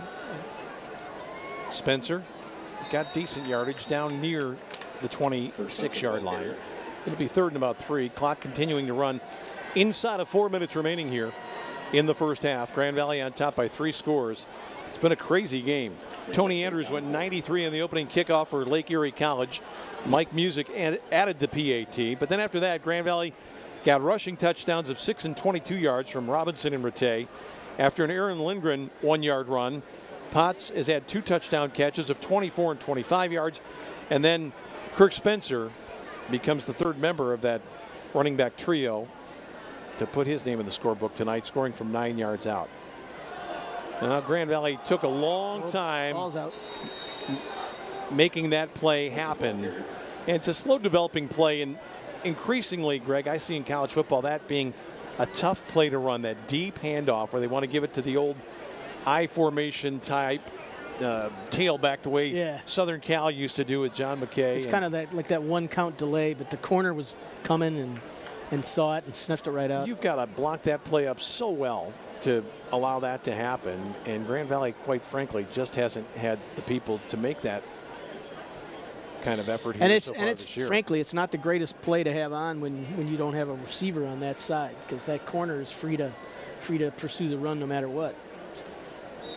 Grand Valley's going to let the clock run down to 1, and with 2:20 remaining, they're going to go for it, I think, on 4th down. The ball came all the way back out to the 34-yard line, so Grand Valley needs to get just about to the 22. So they're going to need something here, and Matt Mitchell wanted to talk about it. He brought Grimes over. Let's see if Grand Valley can get it blocked up this time. We've seen Jamie Potts open in the middle of the field. He has been. We would like to see Bob Mitchell and I. Of course, he's a tight end, so you know what he's always saying. The first rule of life in Bob Mitchell's world is that the tight end is always open. He's always open. In college football, I think it's true a fair amount of the time. Sometimes it is. You're right. There's not so much in the pro game. They're not. But sometimes a tight end at Division II level isn't exactly the guy with hands. He's a good blocker. Well, the guy that I'm going to look for right here is Joe Worth, and the other guy to keep an eye on is Joe Robbins, who's more of a tight end type, who's lined up in the slot this time toward us. So let's see if they call the Joe play here. Grimes taking time. He's got the linebacker to back off. Grand Valley's going to run it. They're coming. They've got time. Picked it up. Grimes has got it down here. Oh, it's a low throw and a bouncer. Yeah. It's incomplete. They had Rattay out there, but Isaiah pulled the trigger a little bit on that one. He kind of short-armed that ball, and it'll go over on downs here to Lake Erie College with 2:14 remaining. Yeah, it's just a little low. I think he was trying to keep it on the sideline and keep it outside, and he just you might be right. He just short-armed it a little bit, just trying to tuck it in there instead of throw it. We have seen some plays from Grand Valley tonight. That was a fumble that was caused by the Lakers' Deontay Hurst. Another super play right there by Isaiah Dunning. Matt Judon, who was originally beat on that play, came back and knocked Hokovar down. There's been some great hustle plays. Yeah, Grand Valley has made some plays. Big pressure this time. Hokovar's in trouble. There's a flag that came down. Somebody got their hand right up into the grill of Grand Valley's DeAndre Hogan. And that has got to be some kind of blow to the head or personal foul. There was a lot of laundry, so everybody saw it. Well, the player for Grand Valley has to come out. Lost his headgear. A couple flags and a helmet flying. I may have called this one prematurely, but it looked like a personal foul to me. Hands to the face. Offense. Number 69. Half the distance to the goal. Replay. First down. Well, there you see it. It was. Yeah, he just reached right up. He was trying to punch him off with a good block, but he kind of hit his head instead of his shoulders. Yeah, the line of scrimmage was the 34 on the play, so it's 15 back to the 19 instead of half the distance to the goal. Not a spot foul. There's their left guard, Chris Higgins. Grand Valley with heat again. A ball down the middle. Was it intercepted? I believe it was. I think it might have been. The Grand Valley defensive back Tyval Jimison laid out, and the Lakers have plenty of time in another short field after still another Lake Erie turnover. You can't put this one on Mitchell Hokovar. He delivered a fine ball that was off the hands of the receiver, and then Jemison able to capitalize. Let's see it right here, Greg. That was a ball that has to be caught by Tommy Jackson. Didn't get his head turned quickly enough. No, he didn't. That ball got on him in a hurry. And Tyvel just sold out to make the play. He made a nice play. He's a good athlete. He's a guy that could probably play corner if he had to. He can play. He was a running back. Last year, they thought that he might eventually get in and run the football. I know that some of those offensive coaches would like to have him on the other side of the football. I formation here. Grimes going to give it to the setback for the Lakers that time, Kirk Spencer. He's got to about the 40. Grand Valley's going to call timeout. More stuff going on. There's a lot of chippy stuff now. What's happening here? I think it's getting a little ugly in there.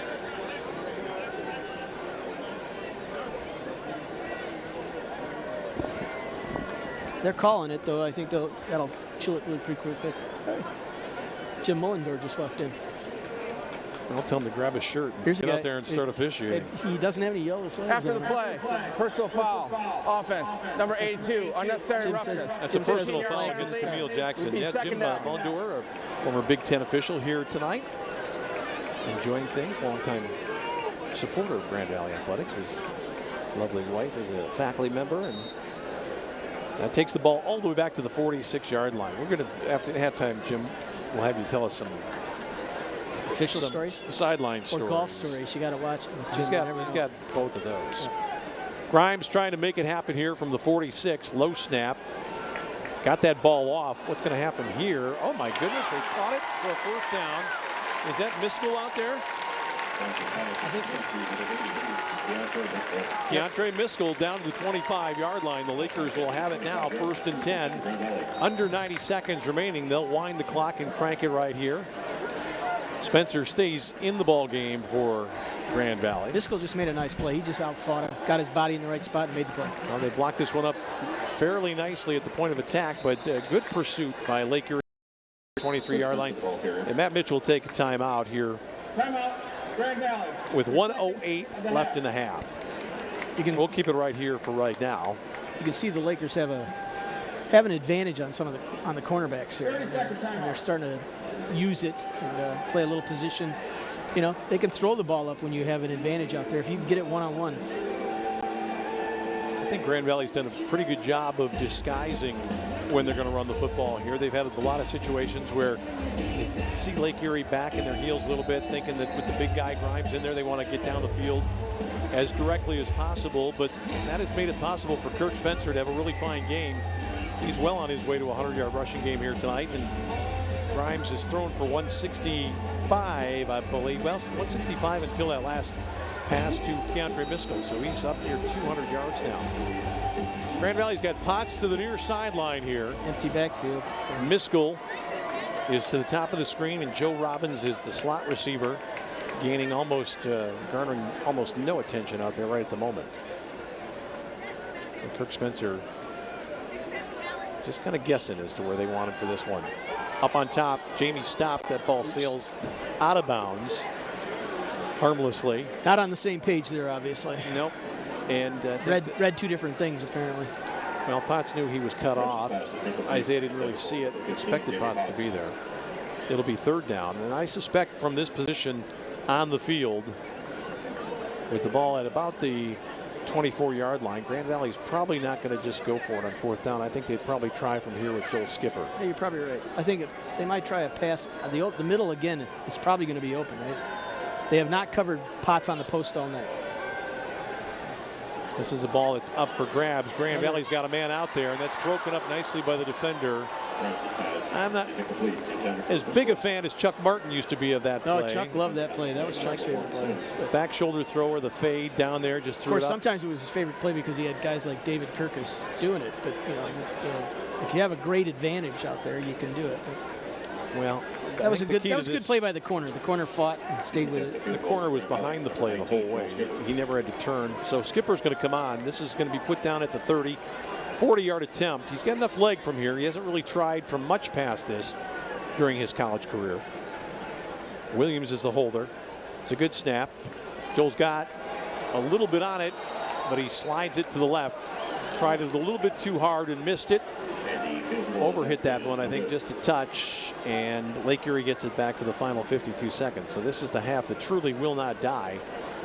We've had 4 possessions here in the last 2.5 minutes, and we've still got almost a minute. It's not 1 in the morning yet, is it? No, it's not. It is taking a while. We have no curfew laws to observe so far here tonight. Lake Erie gets it at the 23.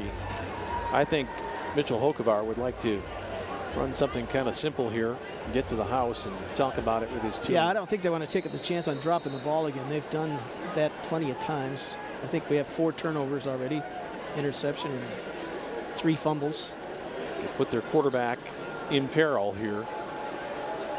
But Hokevar is going to try to throw. That's a ball that's a little bit behind Lindgren. So the clock stops with 48 seconds remaining. McNelly may go one more time. They may not have a slowdown in this offense. I think they're used to scoring on people and used to moving the ball up and down the field. Tonight they've just made turnovers and really been susceptible to the pass rush. Devontae Jones and Dante Carey are the corners. It's just a little quick out. It's a nice close there made by Devontae Jones. He's got the deep man on that play, Greg, but he handed him off to the safety and then came up and made the stop on Jackson with 43 seconds remaining. Yeah, and you can play that way when you know the quarterback's not getting time to let that guy clear. You know, if the receiver has time to clear through there, then you're in trouble. But the quarterback's just not getting that kind of time. He barely had time to make that throw, and that was a quick, 3-step drop. Grand Valley still pressing on the corner here, and they're getting the push with Judon and Mosley. They're coming again against Hokevar, and he went down as he threw, and boy, if that ball went another 1.5 yards, it would have been an interception, and it could have been a real problem for Lake Erie, but Hokevar is knocked down, and I'll tell you what, I guarantee you. He's getting up slow this time. I guarantee you they're going after the punter this time because there's not enough time to do much. Williams is back there by himself, but Grand Valley is going to come. Yeah, and Williams is not your speed guy back there where you think he's going to hit a home run with a return. He's more your possession return guy. I would go after it, I guess, if I was in charge. I'm going to look at Tyvell Jimison, who's on the right side. He's inside right. He's the speed guy. He's coming, but he let him go. And this is a returnable ball again, but Williams is just barely going to catch up to it. And he couldn't keep himself in bounds. 31 seconds remaining, so at some point somebody's going to lay down on top of the football and we'll get ourselves to halftime. Right now, though, Grand Valley leading 35-14 here tonight on Xfinity and the Grand Valley Sports Network. We will be back in just a couple of weeks. We hope you can join us for our next broadcast. In fact, coming up, big weekend ahead in a couple of weeks when we will have a football soccer doubleheader on the Grand Valley Sports Network. That happens for Grand Valley on October the 11th when Wayne State comes to town.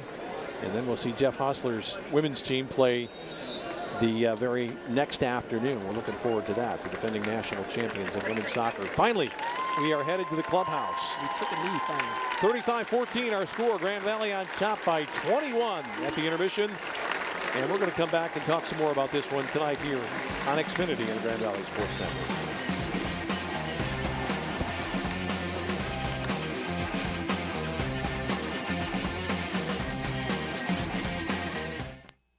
For about the past 7 months, Ellie's been running really high fevers, anywhere from 101 to 105. I really appreciated that when Ellie was going through a lot of her health problems that Dr. Duttler called me personally. I think it's important for parents to know that we really care about these kids just as we would care for our own children. Access to health is really an important part of being a medical home in primary care. So we do allow our patients to make same-day appointments whenever possible. They can email me or they can call. Ellie really likes going to see Dr. Duttler.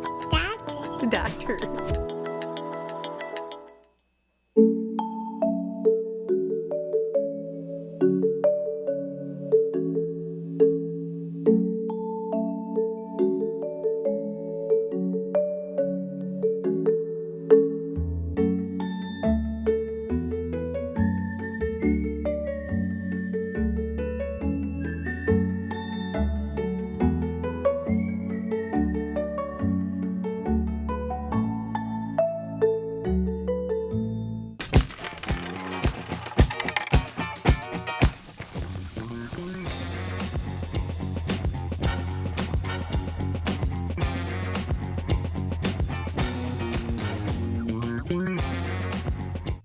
Hey John, check it out.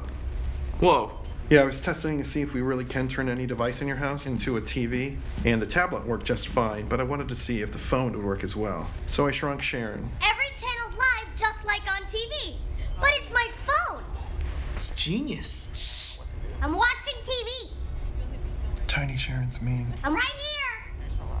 Watch any channel live on any device around your home. The X1 Entertainment Operating System, only from Xfinity.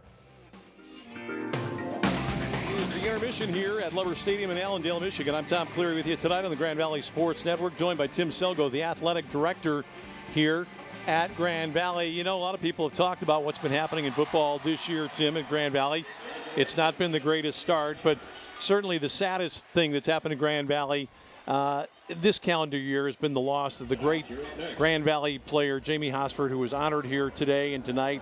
His family is here, and a guy that we all miss tremendously, arguably the first great Grand Valley football player in school history. No question. You know, while we all want the Lakers to do well, there are moments when you got to keep it in perspective, and we lost a great one in Jamie Hosford last spring due to a long battle with cancer. Jamie was a 12-letter winner here at Grand Valley, most ever. Not only that, he and his entire family wonderfully supportive of Laker athletics and Grand Valley State University. Sons Dan and Tom, of course, were great players for us in the 2002 championship team. And it's family day here at Grand Valley, and I couldn't think of a better way to celebrate this game, to have the entire Hosford family go out for the coin toss and represent Grand Valley State University, because we all love Jamie and we love the Hosford family. Well, it was great to see all of them here, and you're right. There's something about the experience that just doesn't seem quite right for any of us this year. Show up at the ball game and not see Jamie here, but he'll be remembered for a long time, and of course his legacy lives on with his sons, who were part of national championship teams during the Brian Kelly era. There have been other things happening at Grand Valley here recently. We've been off to a good start in the volleyball season. That's one of the things with Deanne Scanlon. The 20-year head coach has now surpassed the 500-win mark, and we were on campus for a win this week against Ferris. The top two teams going at it in the conference, two top 20 teams in the nation, and that's an exciting time to see these young women play such a high caliber of women's volleyball in Division II. No question, and our team got two more wins this weekend, so they're off to an undefeated 7-0 start in the conference. It was a great match on Tuesday night against Ferris State. Of course, last year those were the two teams that met for the NCAA Regional Championship. Ferris got the best of us in that one, 3-2. But on Tuesday night, Deanne Scanlon and our lady volleyballers came out, did a great job. They really played well, winning the match 3-1, and hopefully building more and more confidence as the season goes along here, because we are at the end of September, and so we are a good third of the way plus through the fall sports season here, and glad to see the volleyball team's off to a great start. I know one of the things that you did in your early years, a lot more than you've had to do in your latter years, Tim, is hire coaches, because people who come here tend to be successful, and when they're successful, they don't necessarily want to go away. But in the last year, you've had to hire a couple of coaches. Let's mention a guy who's kind of goes against the grain a little bit. Gary Bissell, the new men's golf coach, a young guy in his 20s beginning his coaching career. Grand Valley has already won a tournament this year, and Jack Ryder, the senior captain, won the prestigious event down in Indianapolis with all the top teams in Division II. Shot 4 under par, 140 at his career best 68. I know when you saw Gary, you saw a dynamic young guy who could bring something to the table in terms of instruction and enthusiasm, and that's worked out pretty nicely. Well, you're right. We work hard at maintaining stability on our staff. All good athletic programs have stability, and we've been fortunate with that. But we had 3 coaching changes actually this past year. Dana Callahan take over for Doc Woods, longtime softball coach, retired. Jeff Hostler took over for Dave Deaney, who got the Iowa coaching job in women's soccer, and Jeff's got our women's soccer team off to an undefeated start in conference play. And then, of course, you mentioned Gary Bissell. Gary's a young head coach, very, very competitive, very hardworking, brings a level of intensity, I think, to our men's golf program that'll be good for us. Don Underwood did a great job for 20 years. And one of the things we're always looking for in coaches is their ability to teach. You have to teach your sport. Gary has had very good experience at teaching golf at a young age. He's got our team off off to a great start. He's doing a great job recruiting. We already got some players committed for next year already, and I'm very confident our men's golf program is really going to start to create some waves around the region and hopefully around the country. Tim, one other thing I want to talk to you about of a football nature. We're seeing a game being played tonight without Heath Parling, the veteran quarterback who's out, got banged up a little bit, missed the game last week, and he was so disappointed he was not able to play today. But when I spoke to him, I said, Heath, you got to know that there's a lot of people here who are concerned about your health and what's best for you. And talk a little bit, if you would, about the steps that are being taken now, not just at Grand Valley, but throughout Division II sports for added awareness relative to injuries, particularly anytime a concussion might be involved. Well, you have to always be concerned with any young man and young lady and their health. That's primary. These kids, very few of them are going to go on and play professionally. We've had a few. We're proud of them. In fact, Josh Burke is here tonight. Josh has had a great career with the Montreal Alouettes in the Canadian Football League, but most of these kids are not going to go on professionally, and you got to be concerned first and foremost for their health. Our athletic training staff, Mark Stester, our head trainer, and our docs do a tremendous job, and he's a competitor. He wants to play, and that's the one thing about college kids. They want to play. They only get 4 years of eligibility, but sometimes saner heads have to prevail, and if they're not quite ready, other guys got to step up. Isaiah Grimes doing a great job tonight stepping up, but it's challenging. Obviously, there's a lot of awareness with concussions today, but quite honestly, everybody's always been very concerned about concussions. Just you guys in the media bringing a little more attention to everybody right now. But it is a concern because, you don't want somebody to have an injury for life. But frankly, in the sport of football, we got a lot of football alums here tonight. And they've been great for our program, and they all come back. Trust me, they're all hurting somewhere from something that happened in this game. It's a physical game, and Heath, took a couple really good shots in that Ohio Dominican game, and I know he wants to get back out there, and hopefully he'll get out there soon. Tim Selgo, the athletic director, our guest here at halftime. Tim, we're going to enjoy one of your favorite parts of the program, the marching band here as we head to break. We'll see you again soon. Great. Thanks, Tom.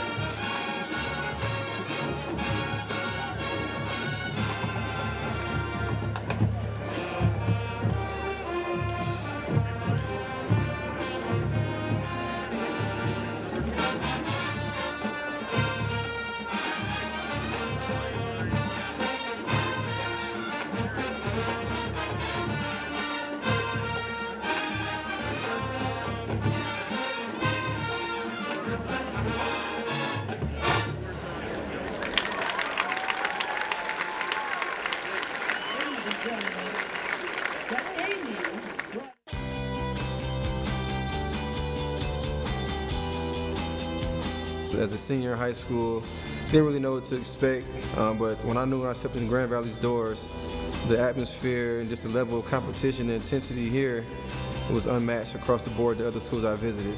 Before coming to Grand Valley, I used to see Division II teams play on ESPN, and I said, I want to do that. Knowing that I know the following year I'll be playing in the national championship game. He's at the 50, he's at the 40, he's at the 30, he's at the 20, 10, 5, and it's a touchdown, Lakers! Of course, I'm playing at a broader scale right now in the NFL, but just the pure passion that the fans came out into Lovers with every day is unparalleled. There's really an acceptance. You're part of a club, being a part of this team, and you're part of it for life. It's not a 4-year thing. You're a Laker for life. People around the nation know when you hear Grand Valley State, usually think of they're playing for a national championship or they're in the playoffs making a deep run or winning their league even. A lot of guys play college ball, Division I, and never get to play for a national title. Here you get to play for a national title. You're always going to compete for it here at Grand Valley.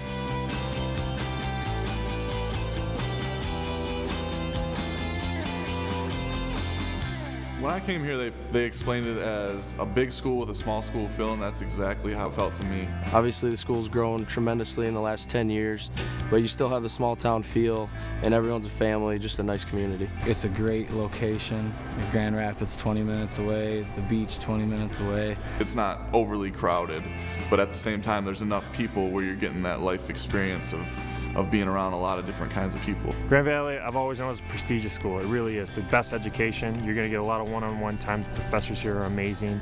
I would say you're going to get a great education, B, you're going to have a great experience playing football, and it's going to lead to a lot more success than just playing football. It's going to lead into your professional career, prepare you for the real world, because there is life after football, and that's something you have to prepare for, and they do a tremendous job of doing that. I mean, you definitely want to be somewhere where you feel like you can contribute to something that's of a greater cause, and Grand Valley is that. And you can see by looking around here on the walls of the great players that have came through here, and the Directors' Cups and multinational championships that not only football but other sports have accumulated. But I actually felt good that I came to a place that actually wanted me for who I was. They just wanted me as an athlete, and they felt that they can sculpt me and mold me into the player that I am now.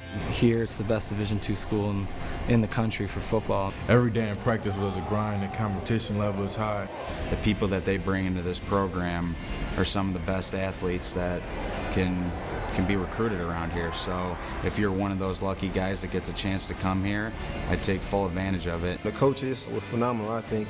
You're in the moment, you think coaches are hard on you, this and that, but they really taught you some life skill lessons. The coaches here are really great. They're going to teach you discipline.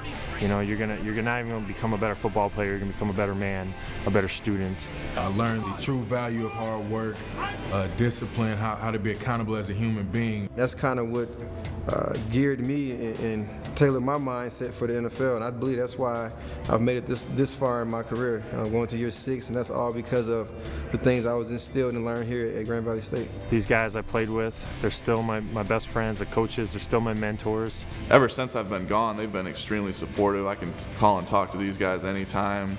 It's not just everybody moving on after you're done playing here. You stay in touch with everybody, coaches and players alike.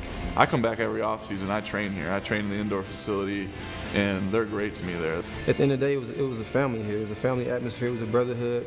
You could talk to any coach. They would respond to you. And then when it's time to go play, it's that much easier to go out there and play for the man next to you, your coach next to you, because we're just all inclusive, all brotherhood here. The family here, the chance to win a national championship, the fun that you have here, it's truly something that any college student would want to be a part of. And a bonus is being a Grand Valley football player, where the program and the tradition here is so unbelievable. There's nothing like playing for Grand Valley. There's so much pride here. You have the best coaching staff. You have the best facilities of Division II, and the best education you can get. I worked this hard to get to this level. I never forgot where I came from, and Grand Valley was the right place for me, and it gave me this push to get to the NFL and to be a Dallas Cowboy now. Grand Valley is prone to do bigger and better things, and this is only the beginning.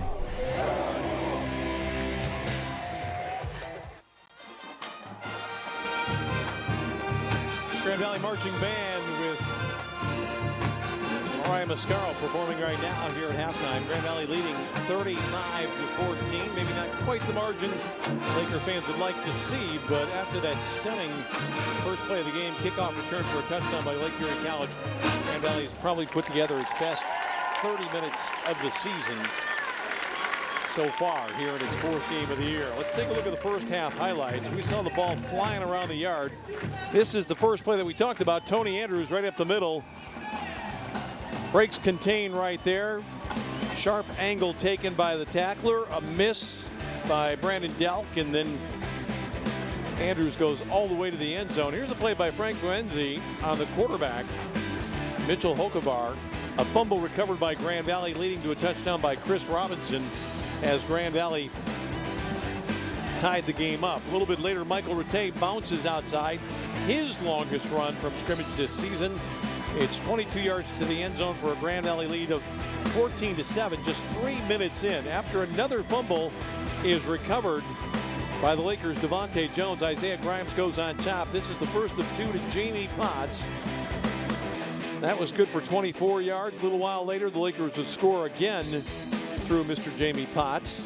That would come in the second quarter. Post pattern. Grimes with a nice toss. Potts right there, and the junior from Muskegon pulls it in. Matt Judon with the strip there. The Laker recovery, and then Kirk Spencer gets into the end zone from 9 yards out. Joel Skipper missed his only field goal try, but he's been perfect on 7 placement kicks. And look at those totals right now for Grand Valley. 346 yards in offense.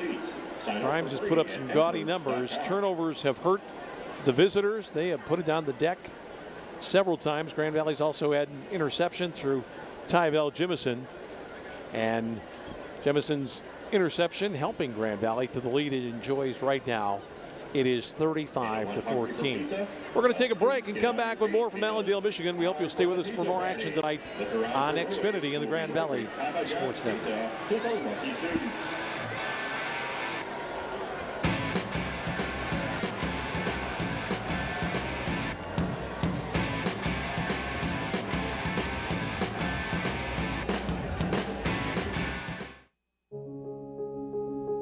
We all have a story. We all have a purpose. And here is where we find it. We are artists painting brighter outlooks for the future. We are scientists finding cures to life's painful moments. We are engineers molding new world advancements. We are here for many reasons.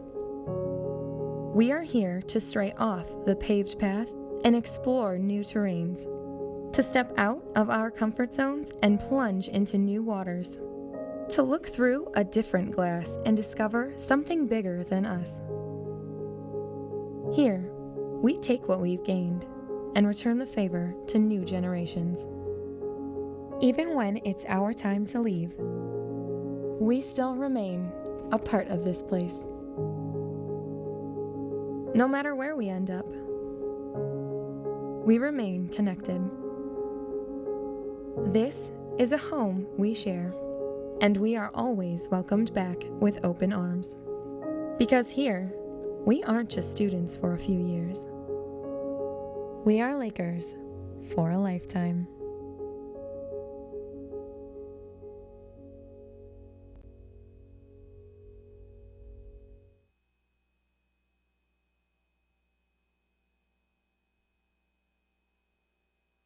Many of our customers are repeat customers. Once they travel with Cardinal, they come back time and time again. Our drivers are the best in the industry. We have so many positive comments about our drivers.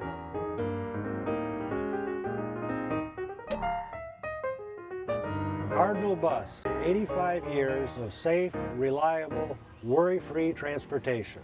Call us at 800-348-7487. If you sign up for DirecTV's latest deal, prepare to be blindsided. Because they'll double your rate before you know it. And you'll find you're locked into a 2-year contract that could cost you over $3,000. That's why the smart choice is Xfinity.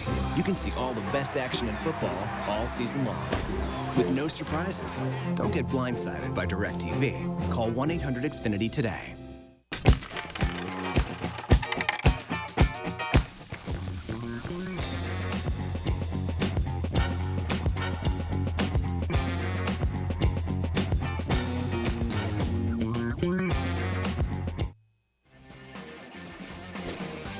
All right, Isaiah Grimes and company enjoying a pretty good first half. It had a little anxious moment right at the outset on that game-opening kickoff. A lot of coaches in football will say that they're superstitious about scoring on the first play of the game. Does it always work, or sometimes does it relax their team a little bit too much and cause them to lose focus? With an early, easy score, the likes of which Lake Erie College had. Well, I guess you'd have to ascribe to that theory tonight, because Grand Valley has come back to score 5 of the next 6, and Grimes and company doing pretty well. Tom Cleary with you tonight here in Allendale, Michigan. We've had a nice crowd on hand on this very pleasant night. Bob Mitchell is away this weekend, and I've been joined in the broadcast booth by longtime West Michigan sports writer Craig Johnson, formerly covered the Detroit Lions for Grand Rapids Press and the Booth newspaper chain, also Michigan State University football. And tonight he's up here taking a look at it from the crow's nest, I guess we would call this, Greg. Yeah, we are up here tonight. From the bullpen, yep. And it's a lovely night to see some football in Grand Valley, answering the question, what's wrong with Grand Valley? People have been asking it this year, and it was just one of those things, an imbalance. A lot of tough games right at the outset. Grand Valley lost 2 games it probably could have won. And instead of being maybe 2-1 and feeling pretty good about itself, Lakers have had to work hard to be in a position to maybe get their first win here tonight. Yeah, I think they maybe had a little crisis of confidence, right there at the start, and lose a game in double overtime, and miss a short field goal.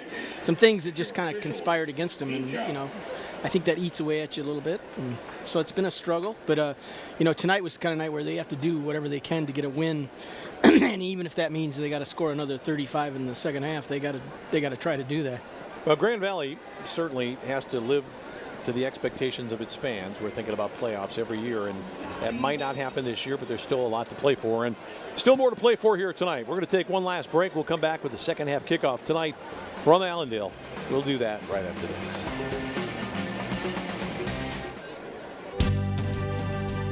You learn something every single day at Grand Valley State University about who you are and who you can become, about where you've been and where you're going, about your goals and how to accomplish them.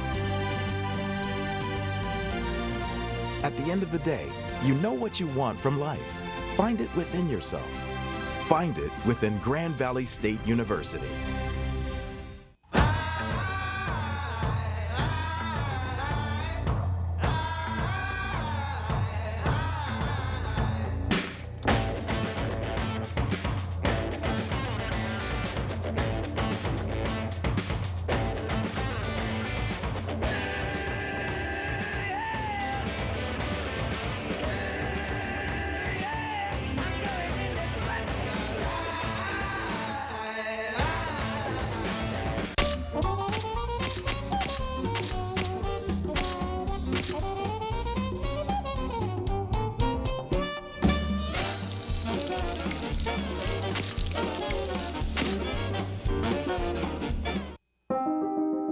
I was only 18 when I was diagnosed with cancer.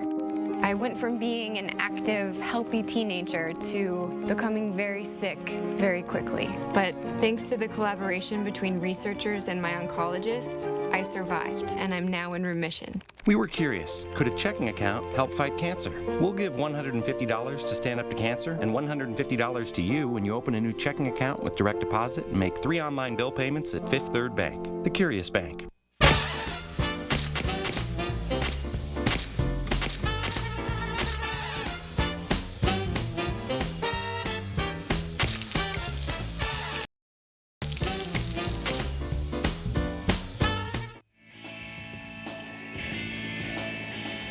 Well, there's Mike Rattay. They don't make him any tougher than this young guy in his final year at Grand Valley. He's been a great performer since he got here.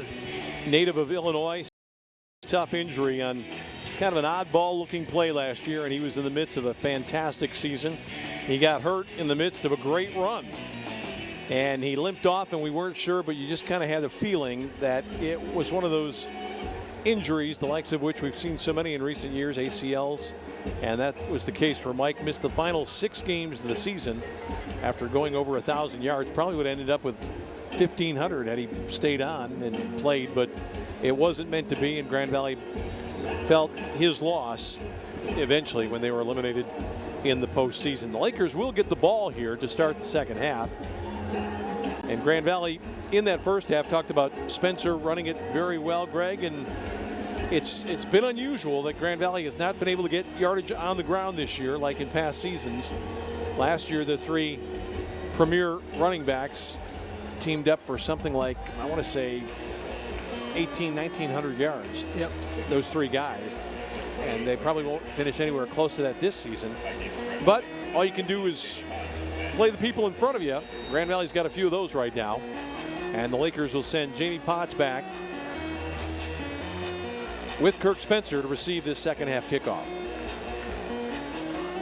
Yeah, we'll see if Grand Valley can keep the momentum. You know, they need to maybe go down the field and score here, and you know, they can kind of tip this game all the way in their favor if they do that. What they don't want to do is let them back in right away. Kirk Spencer at the 9, got to the 30 and fumbled the ball, and Grand Valley has lost it, I'm pretty sure.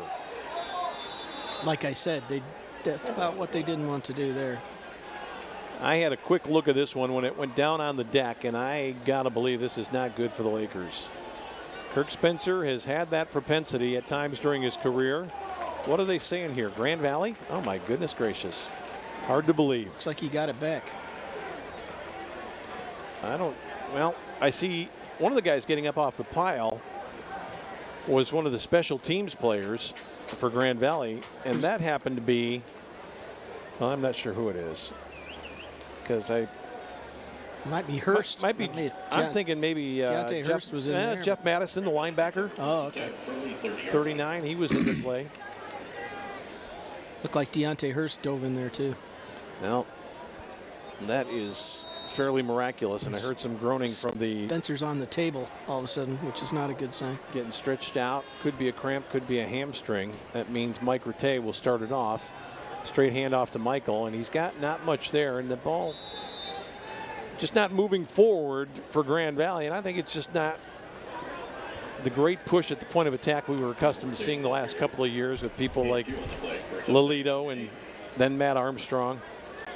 Yeah, and you expect Lake Erie to make some adjustments there, at least in gap control or something, or at least change the look or something, just to make Grand Valley adjust again. You have to do something at halftime besides sit around and drink water. So. Grand Valley's got Chris Robinson in right now, and he's going to run for a first down, and he's up over midfield, and he is still running. Chris Robinson inside the 20-yard line. Boy, Chris may have made it to the end zone, but he did something, Greg, that really impressed me. Even though he was out in front of the pack, he had pursuit coming from both sides, and he covered this ball up with both arms. He didn't want to spoil a great play by being careless at the end. I think he could feel their presence, so he secured it. He got it high and tight. Actually, that arm, the right arm, didn't come out quite as much as I thought. But no, but he had the old three points of contact like you're supposed to have. Yep. He got it up in his chest. High and tight, as they say. And well done, Chris Robinson. It's a great carry for Grand Valley. The Lakers are knocking on the door again from inside the red zone. Chris Robinson will get it again. Oh, that's a beautiful spin move. Chris Robinson. Boy, is that some work there. That was his season highlight film right there. 2 plays. Well, that last play was brilliant. He juked 2 different tacklers, but there's a penalty flag down on the far side. Let's see what it's about. It's in the secondary. No signal at all yet. Just a lot of chit-chat. If it's for a I think this could be against Grand Valley. Good. Illegal block in the back. Offense, number 24. Probably wasn't needed.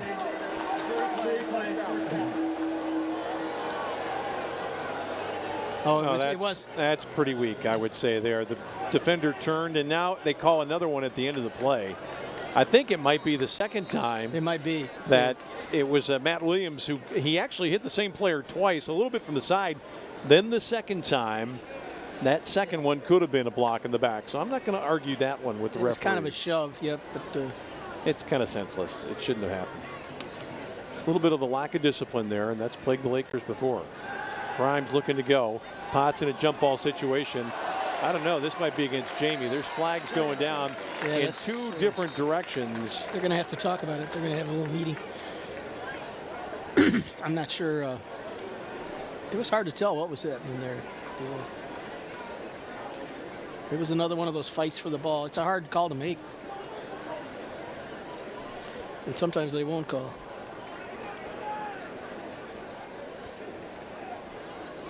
Well, still discussion. Pass interference. Defense, number 2. Well, it's the defender. 15-yard penalty, automatic. And Jamie Potts got a break there, and I think you can feel aggrieved if you're Lake Erie College. Yeah, there's certainly contact, but I don't know. To me, some of it's incidental, and some of it Jamie Potts is involved in. Now, he went down to the table first, and yeah, they might have gave him the break because he got knocked down a little bit. Or kind of like basketball. The first guy that gets hit in the lane that falls down to the floor gets the call, whether it's a charge the mercy or a call. Right. Yeah. That's what I always say. First backside on the floor gets it. Well, quite a turnaround of penalties there. Grand Valley's going to try to run it with Robinson. Robinson tried to spin again and juke. He got down inside the 5. I don't think Matt Mitchell wants to see too much of that from Chris Robinson. He would like he wants to Chris Robinson keep to it be north the and south. Yeah. tough between the tackle runners. Yeah, you don't need to have a 360 on every play, but he's running hard. He's trying to make a big play. Well, there have been some amazing breaks for Grand Valley on this drive. Spencer drops the kickoff. Grand Valley somehow gets it back.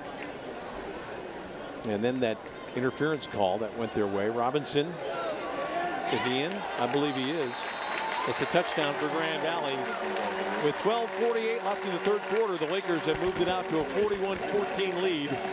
And there's a little bit of justice served there because Chris Robinson had an absolutely sensational touchdown run that was negated by the penalty, but he comes back a few plays later to get it, and Skipper is on for the extra point try that could make it a 28-point ball game. Yeah, the left side, it was kind of a stretch play, a little bit of a stretch in the hole, and he cut it to the right hole, and the left side just did a really nice job of holding their blocks, and he just found the hole and zoomed through. We're going to take a break right now. We'll wait for the kickoff to come. Chris Robinson and the Lakers on top in a big way tonight on the Grand Valley Sports Network.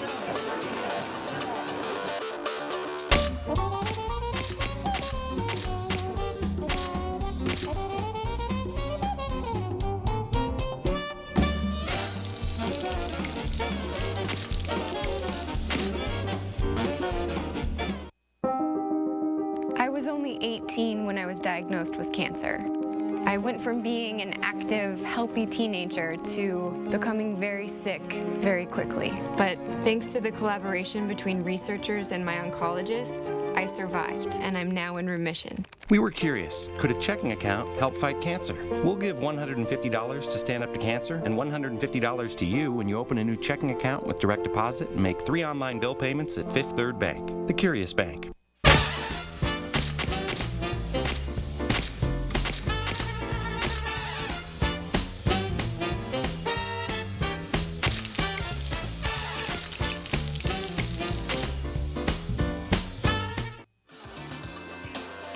Yeah, I can't say I've noticed his numbers. There's Chris Robinson, and he's, talking with his teammate, and they're talking about the penalty. Matt Williams explaining what happened, and Chris Robinson saying, hey, don't worry about it. It all worked out in the end. We're all trying our best, and that time it was an interesting play, though, because when I first saw the contact, I thought Williams went to block a guy who turned on him a little bit, and they may have called that, but I think upon further inspection, it was a second. Yeah, he wasn't going to let let him get away with pushing the guy twice. Right.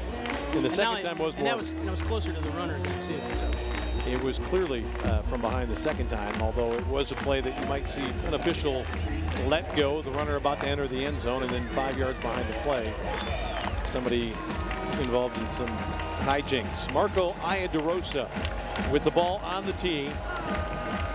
And you want to look every time Tony Andrews is in the ball game, and he's going to get it again right here, this time at about the 9-yard line. Starts straight up the middle, and there's nothing there this time. He got a whole host of people on top of his house. Did not gain the 20. Chris Robinson really got it done, Greg, as we take a look at the drive summary right here. It's Robinson. This is the great long run that he had. Went past the safety right there, and when he outran Devin Darby, that set up this scoring drive. After the first carry, beautiful spin, nice cut back there, but that one was drawn back after a penalty. Robinson then again carrying and finally moving down and finally knifing into the end zone to make it a 42-14 lead. He got his highlight tape there all in one drive. Young guy from Ovid-Elsie. Man in motion Lindgren. They're not going to give it to him. They're going to pitch it again to Billall. Billall was hit pretty hard as he got up to the 30 for close to first down yardage. Nice work done over there for Grand Valley defensively. The Lakers had Deontay, little guy who packs a big wallop, sophomore from Shelby Township. That had that option look and a nice pitch, and it's going to be hard to get a whole bunch of touchdowns off that play, but it worked on that. Boy, good open field tackle there by Dante Carey on the pass receiver Aaron Lindgren. A little bit of a hurry up look. That'll be a first down. No, actually, they said first down on the previous play, so it's going to be second and about 8 now. 12 minutes to go here in the third quarter. Grand Valley comfortably on top. Been a while since we've said that. 42-14 here tonight. Little pitch. Great defensive work done on the far side.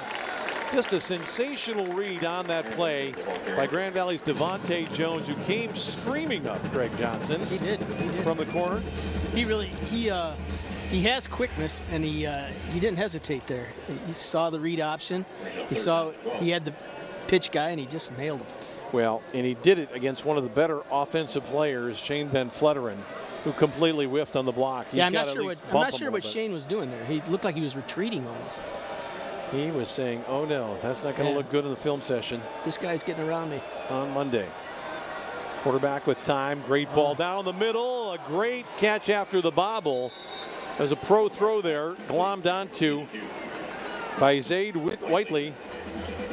He let it almost go through his hands, but how about this? Mitchell Hokevar right over the top underneath the safeties. He just found the open spot in the zone there. And it wasn't a very tight zone, and he was wide open.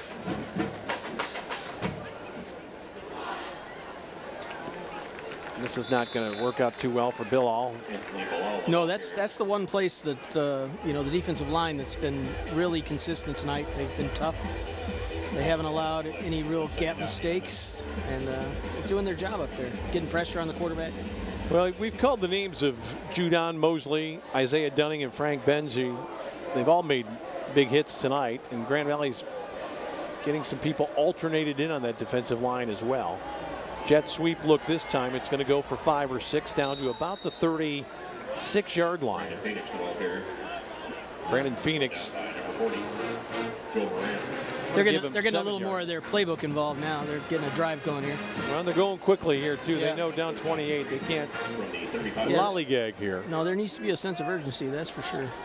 I think you have to read the quarterback here and keep a spy on him, Mitchell Hokevar. Movement all over the place. I'm not sure they called the original infraction, but then people on the other side of the line started jumping around like crazy. Yeah, everybody was going. Offense, number 69, 5-yard penalty, remains third down. And that penalty against Lake Erie. I think it was on the Chris Higgins again. They called it on the left guard. Yep. So now it's third in a passing situation, certainly. Hokevar's got 15 seconds on the play clock. But Grand Valley pressing hard on both wideouts here.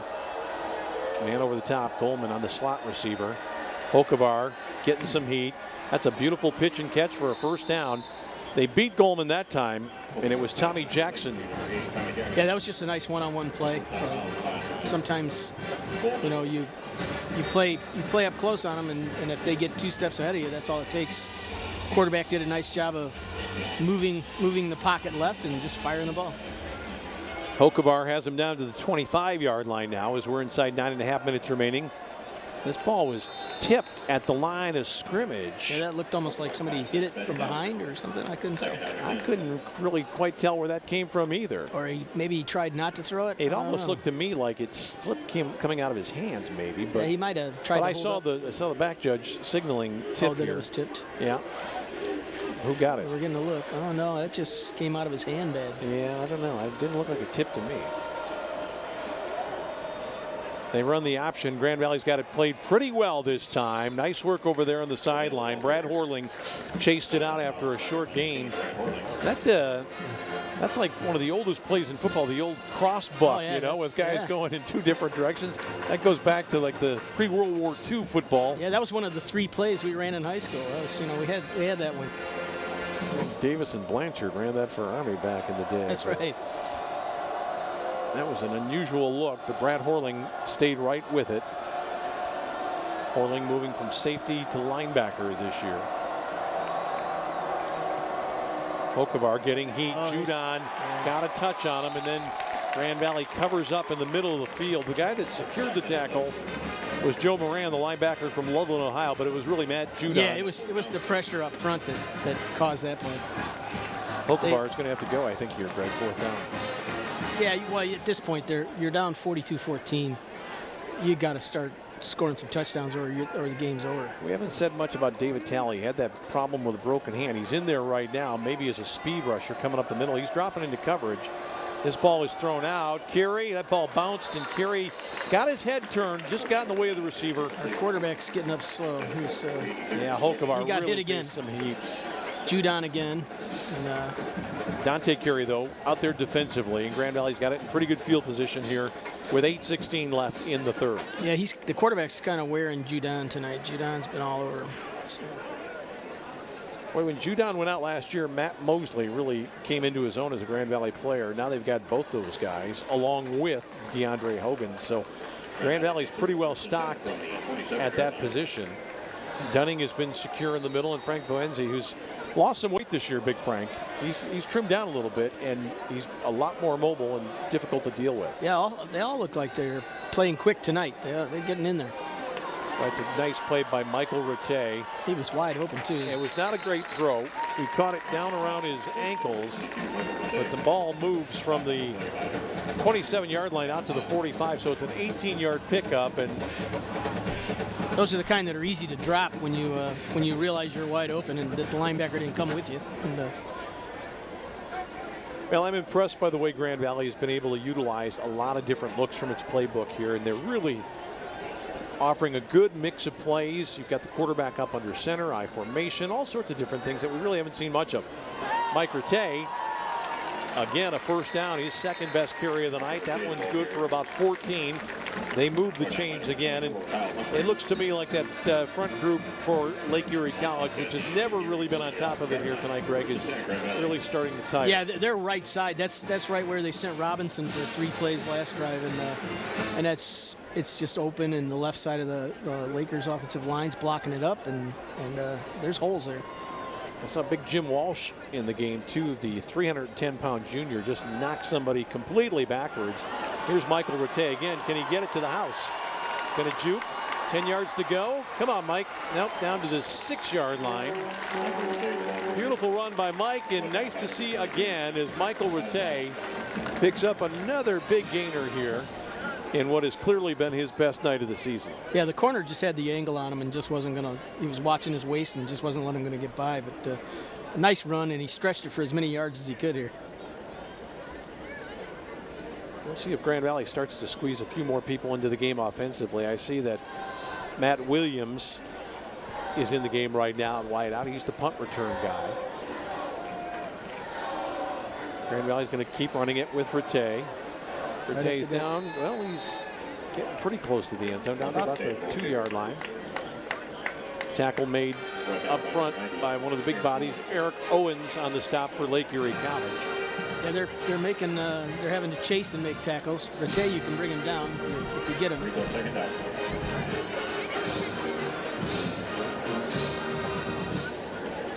But really, that's the offensive line. She's doing a nice job. This time Williams and Potts will switch. I think this is going to be nothing but Michael Rattay here with the man in motion. Moran again loading up on the right side.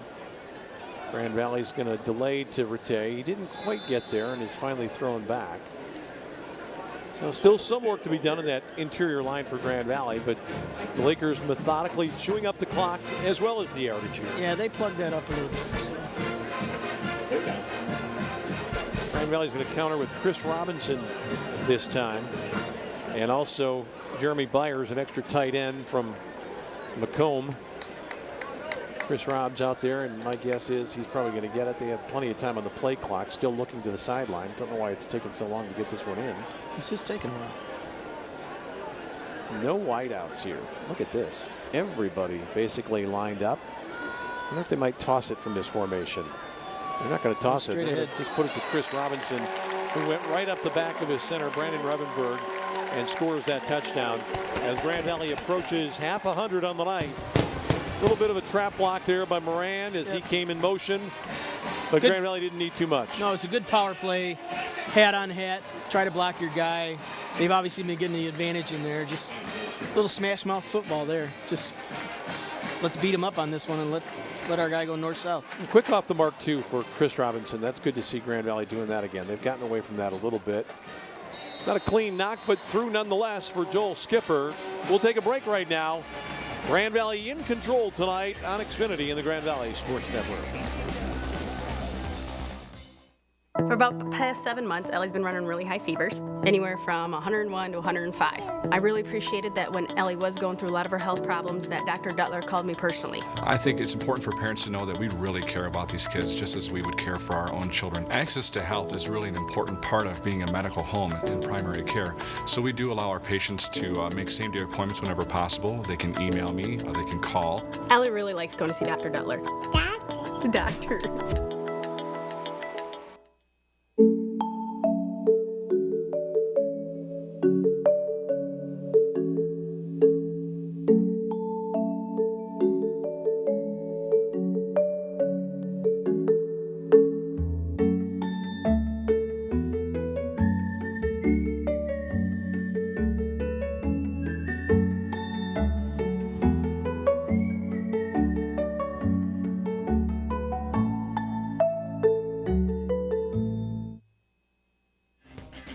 On the sideline, enjoying it with his buddies. They finally had a reason to smile here tonight. It is the second home game of the season. It's going to produce, one would think, the first victory of the year. Grand Valley almost in an unassailable position right now at 49-14. A lot of the fans have stuck around. They're having some fun, and why not? It's a very pleasant night. Almost no hint of breeze whatsoever, which is really unusual. And it's one of those nights where you like to be outside. Yeah, it's hard to believe it's October. I guess summer came really late this year. It came in October. That's not so bad. Rosa. He's going to stay away from the other, the good return man this time. And this ball's going to be run out to the right. Grand Valley's got it covered pretty well. And they'll knock the return man out of bounds at about the 17-yard line. And for the Storm, that was David Coleman, running back from Groveport, Ohio. There's Michael Rattay getting some big yardage early on that last drive. And then Rattay again. This is the one that he knocked all the way down inside the 10-yard line before finally succumbing. Yeah, the offense is looking a little bit like it did last year, where the three guys take turns and they all get a few going and get a little rhythm and playing well. I would say this, though. I think Spencer's done for the night. We haven't seen him for a while. They were stretching him out after that fumble on the opening kickoff of the second half. Quarterback throws it down the middle here, and that's just well defended. They were looking to go up on top. The man that they were shooting for that time was somebody we haven't seen out there, Anthony Kukwa, the tight end, a junior from Perry, Ohio. But real nice coverage being provided by Goldman again. And so Mitchell Hokovar has to go back to the drawing board here on second down. Got to throw it again. Got a man out in the flat. Grand Valley trying to close and able to do so after a pickup of about 5. That time Whitley. Zaid Whitley. 3rd down and 3. You know, I got to give Mark McNally some credit here. By running this offense like this, he's taken a chance of having Grand Valley put a real big number on him. But the only chance he's got is if he takes some shots with it. And that's kind of obvious by their scores. You know, they've been 60-40 and things like that. So it's not a team that's going to lean on its defense, obviously. Well, Grand Valley did nice work there. Cody Moore, the redshirt freshman from Fishers, Indiana, 97, making the play that time along with DeAndre Hogan. But 97 got in there and really stuffed it. The whole front line, even now the twos are getting there a little bit, and they're all getting good penetration. So it's good to see, because there wasn't a whole lot of that last week, especially. David Bojalid. Back deep for Grand Valley, number 24, Matt Williams. Bojalid will kick it away. Matt Williams would like to write his name in the score sheet here tonight. Grand Valley is going to call timeout. I wonder what that is all about. Matt Mitchell didn't like something, thought maybe some trickery was in order. He came flying out onto the field. I think Grand Valley might have only had 10 out there, possibly, because I saw Williams pointing at something, and usually the punt returner is the guy that Has to be the housekeeper there, Greg, right? Yeah, He's in charge he is. of the numbers. He's supposed to be back there and warn if there's a trouble. Sometimes I think he does the math and finds out that he couldn't get to 10. Yeah, you want him to not have to take his shoes off, but you want him to get to 11 out there. Williams is back out now in Grand Valley. 2, 5, 7, 8. Well, let's see. I want to count this again. 5, 6, 7, 8, 9, 10, 11. They got 11 this time.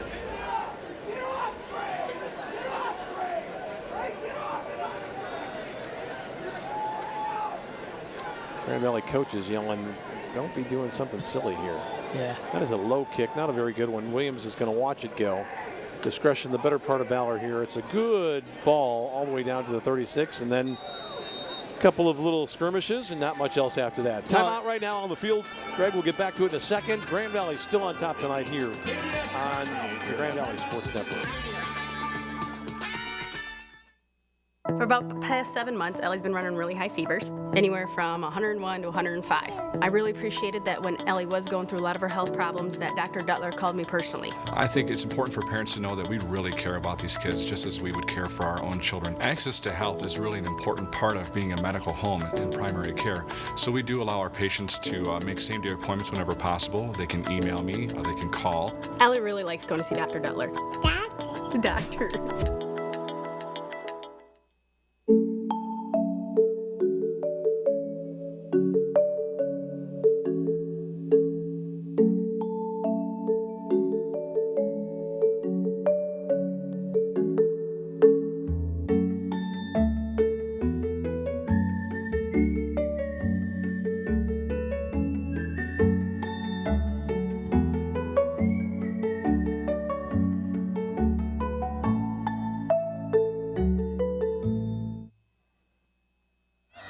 Now these guys are not yet approaching bedtime. Future Lakers, though. Looks like a defensive line there in the Lakers. Here's Chris Robinson. He's going to sleep well tonight. He's been busy. He's been very successful. Grimes continues at quarterback, and it will be play action on first down. Grand Valley trying to cut it up there again to Jamie Potts. That ball was deflected, and that's the problem that Grand Valley has had this year. Actually, Williams out there, not Jamie Potts. Good call on that one, Greg. Grand Valley has not, with the exception of Camille Jackson, had anybody who's been able to consistently run by people in the secondary. But still, there is value to that play right there. It stretches the field and maybe opens up some spots underneath. It keeps the safety honest, at least the deep safety. I don't think Grand Valley's going to throw it twice in a row here. There is Spencer. Good to see him back in. Yeah. Must have worked out that little. He's grabbing at his leg again, though. Yeah, I think he's saying, no, I'm not really good to go here. Well, he wants to stay in, but he wants to run the ball. They got some tape on him now. He's stretching out there, and usually coaches are looking for a reason to take a guy out of the ball game. They want him to stay in. 3rd down and 2 now for the Lakers. He kind of tripped himself on that play, too. There wasn't a whole lot of tackling going on. See if Grand Valley goes right up the middle again with Spencer. He's got space. He's got a first down. He's got more, and he's gone. Kirk Spencer. Maybe that's why they wanted to keep him in the game. 63 yards for the touchdown, and the Lakers are up over 50, and this is going to be a celebration foul against Grand Valley. The flag flew after into the end zone. Pretty simple right here. So everybody blocks down, and that's that same hole that's been opening, and he just had the speed to go to the house with it. Well, Jim Walsh has done some nice work here tonight. He's missed some time this season. And here is the toss of the ball, and I don't think that's too excessive in terms of the celebration. No, that's kind of silly. And actually what I saw was not a flag, because now they're just lining up normally. I thought I had seen a flag for celebration. I think what I saw was the ball go up in the air right in the vicinity of the official. Skipper is going to bang it through for 56, so I stand corrected on that. No penalty for celebration after the touchdown. And I think Spencer's leg's okay. He obviously looked good on that. They're laughing at him. They're saying, yeah, you had all those guys thinking you were hurting a little bit. You gave him the peg leg treatment. Beware of the fake leg guy, right? Yeah, just like golf, Greg. Beware of the sick man. Yeah, that's right. And Kirk Spencer made Lake Erie sick on that play. We'll see it again. Look at Jim Walsh just shoving people backwards. Great blocking, and then Spencer just has wheels. Made a beeline, a straight line for the end zone. Yeah, you want to have a home run hitter like that in your backfield, and he's the guy that can do that. From East Grand Rapids is Kirk Spencer. 56 on the night for the Lakers. A 42-point lead, and with still almost 18 minutes left, this one is now, I think, officially in the hamper for the home side. Yeah, I think that might have tipped it there. There's, I think we'll start seeing the 3s and the 4s and the guys that don't get to play that often. Greg, I'm looking down on the field right now. I see the training staff talking to Mike Rattay. Doesn't seem to be too serious. He's just talking right now. And I didn't see him get hit and taken off from a hit, but they appear to be looking at, I'm not sure what it is. I thought maybe at first it was his left foot, but maybe it's just a conversation. Mike is shaking his head a little bit. I don't think there's any reason to put him back in if there's anything at all wrong with him, but the Lakers will go on defense right now after that Iadarosa kickoff. Look at those numbers, 56-14. The long dormant Grand Valley running attack awakening after the hibernation. Yeah, the Lakers are well over 400 yards in total offense now, on their way to 500. Well, I wonder what you do right now if you're Mark McNally. Do you continue to trot out your #1 quarterback out there? You'd hate to see something go wrong for the guy at this point of the game. That's going to be coming back. That's a block in the back. That will negate the carry on first down by Brandon Phoenix, the running back from Toledo, Ohio. Matt Mitchell saluting down there with Nick Postma. The defensive coaches, they knew what happened on that play. Play came flying in from a long way out. I think the spot of the foul was about the 23-yard line. Foul. Offense. Illegal block away. Illegal crackback. Number 8. 15 yards. Not only was it from behind, but it was low. Well, I confess. Oh, there it is, right down there. It might have been on, I'm not sure if that was Sauber or Horling. It came up from the secondary. Yeah, it was low and it was from behind. That's a half the distance penalty. First down. So Tommy Jackson got tabbed that time. It's a half the distance penalty, and it's going to make it first and it's going to be about 23 right now for the Storm from Lake Erie. Low snap with heat. Ball down the middle again. That's a great ball into the middle of the zone, and that's a confident quarterback who's not afraid to pull the trigger on that throw, Greg. It's right into a mess of people. It is. He got a little time that time. He had a nice pocket, and he just made the throw. Grand Valley's got some second liners out there right now defensively. One of the guys in on the tackle there was Colin Schlosser, the linebacker from Forest Hills Central. Hokovar pitches it out late. Nice pickup there, about 7 or 8 yards. Play stays inbounds, which means we'll go down inside 2 minutes remaining here in the third. Jack Sauber makes the stop. Jack's a guy who's played a lot of football the last couple of years. He's from Utica, Eisenhower. Yeah, he puts his nose in there. He's the guy that's always, squares his shoulders up and likes to hit. Well, he's a flexible guy, too. He's played in the secondary. He's come up and played that linebacker position, too. Grand Valley's got this play strung very well to the outside, and that's a very nice tackle on the sideline. Coming over to make the stop for Grand Valley was Pudene, who had a fumble recovery earlier. I'm a little surprised that Bilal's numbers were so big coming in, and they just really haven't given him the ball that often. They're pitching it to other people and doing stuff with the wide receivers. Well, I think this is a confident offensive team that came in and they just hurt themselves too many times in the first half with turnovers, Greg. I mean, you go back to that first scrimmage play. The quarterback drops it, gets it back, and then gets hit and fumbles again, and that kind of set the tone. That is a fine ball over the top for a completion at the 40. That's a great throw. He's the only guy that's going to catch that one. It's a nice timing pattern. Down to the 35-yard line.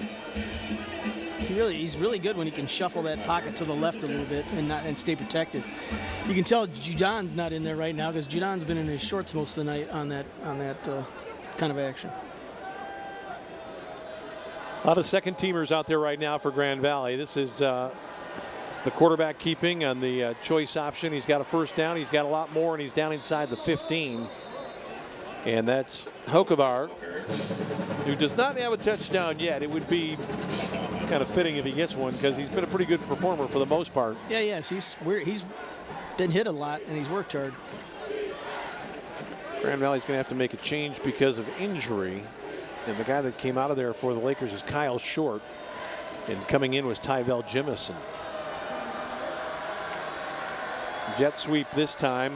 Looked to me like it was very nearly a hold. A couple of missed tackles. Ball goes down inside the 10, so it's a pickup of about 5. Lakers tried to hit him high that time, and you just can't. That's the last play of the third period. As we go to the final 15, it's Grand Valley well in charge here tonight. Lakers on top.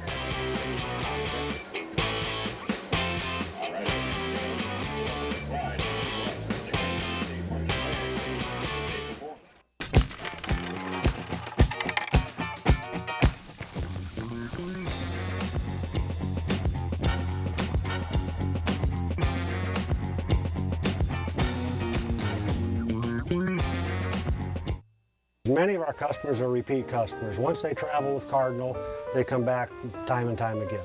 Our drivers are the best in the industry. We have so many positive comments about our drivers.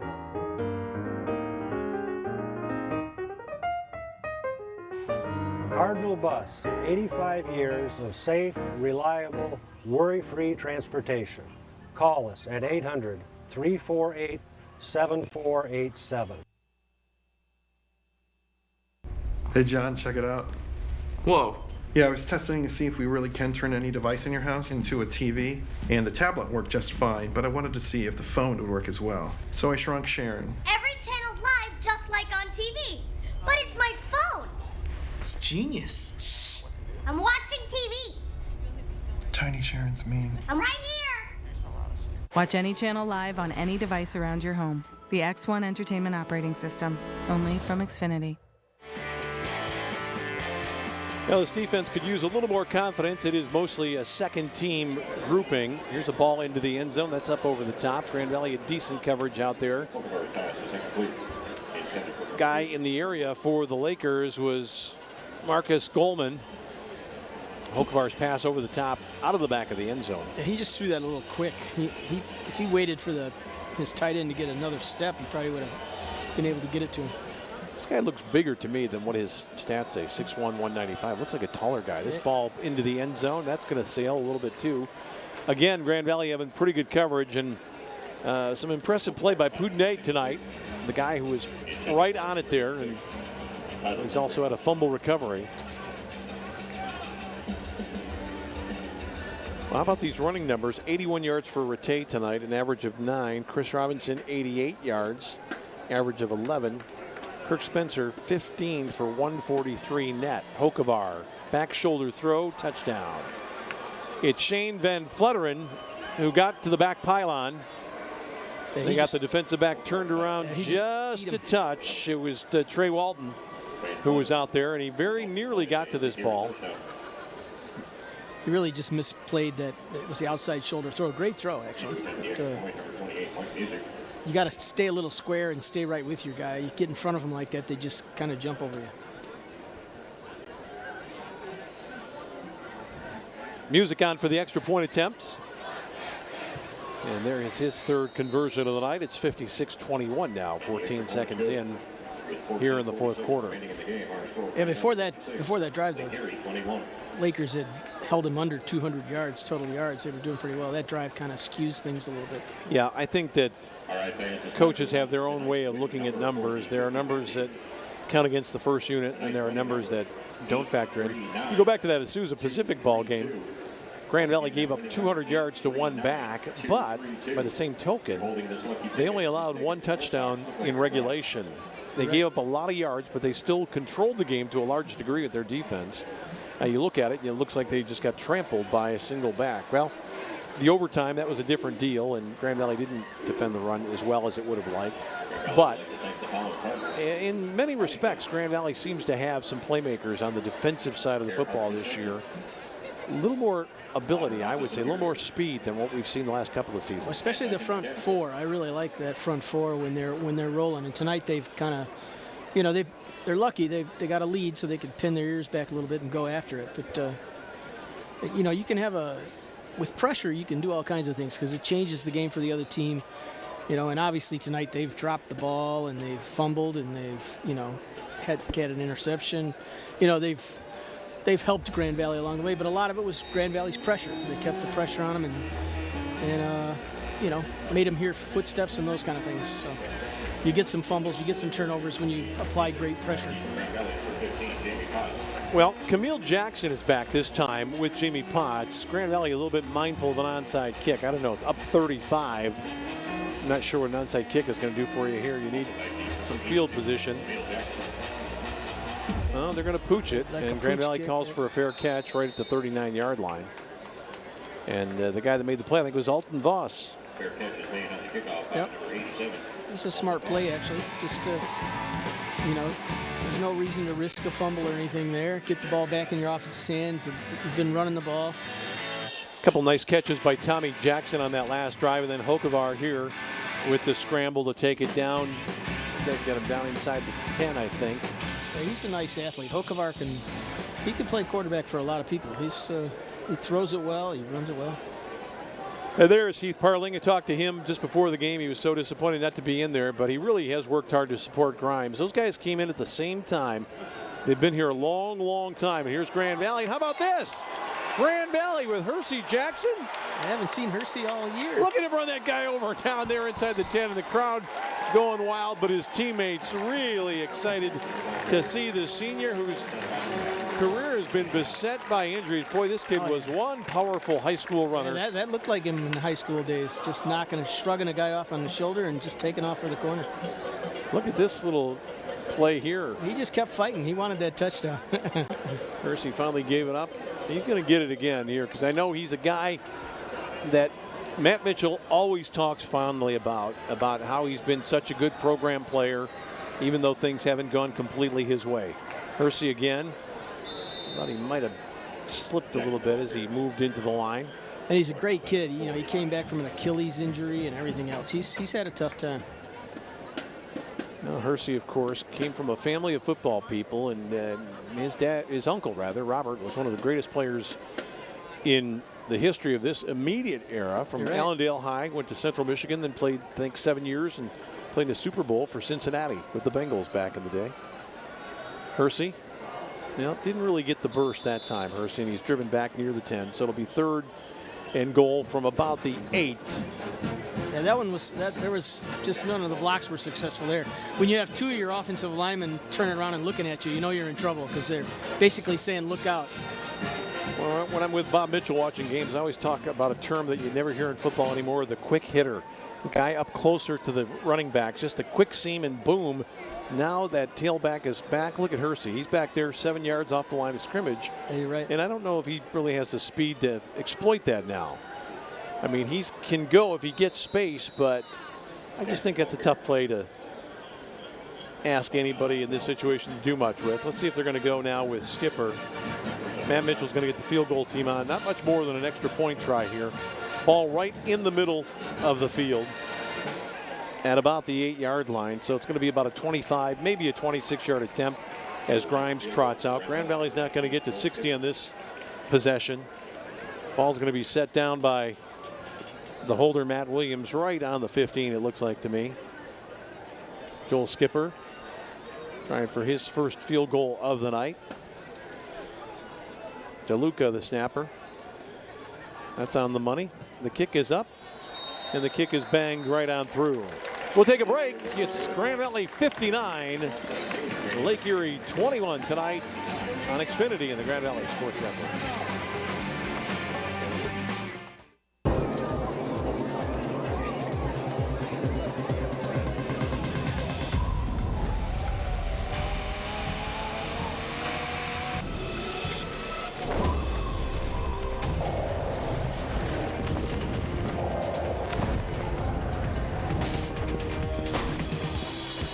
Refreshment calls, Coors Light answers.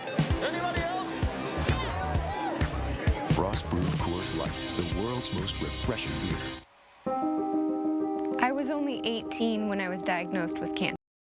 I I went from being an active, healthy teenager to becoming very sick very quickly. But thanks to the collaboration between researchers and my oncologist, I survived, and I'm now in remission. We were curious, could a checking account help fight cancer? We'll give $150 to Stand Up to Cancer and $150 to you when you open a new checking account with direct deposit and make 3 online bill payments at Fifth Third Bank, the Curious Bank.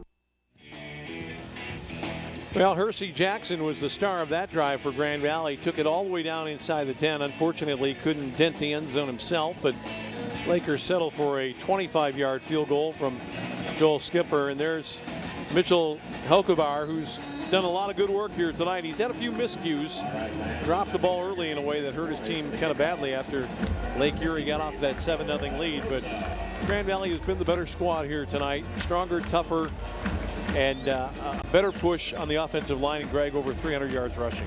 Yeah, the running game is just great to see. They've needed that. That's really what this team is built around, and they had to get back to that.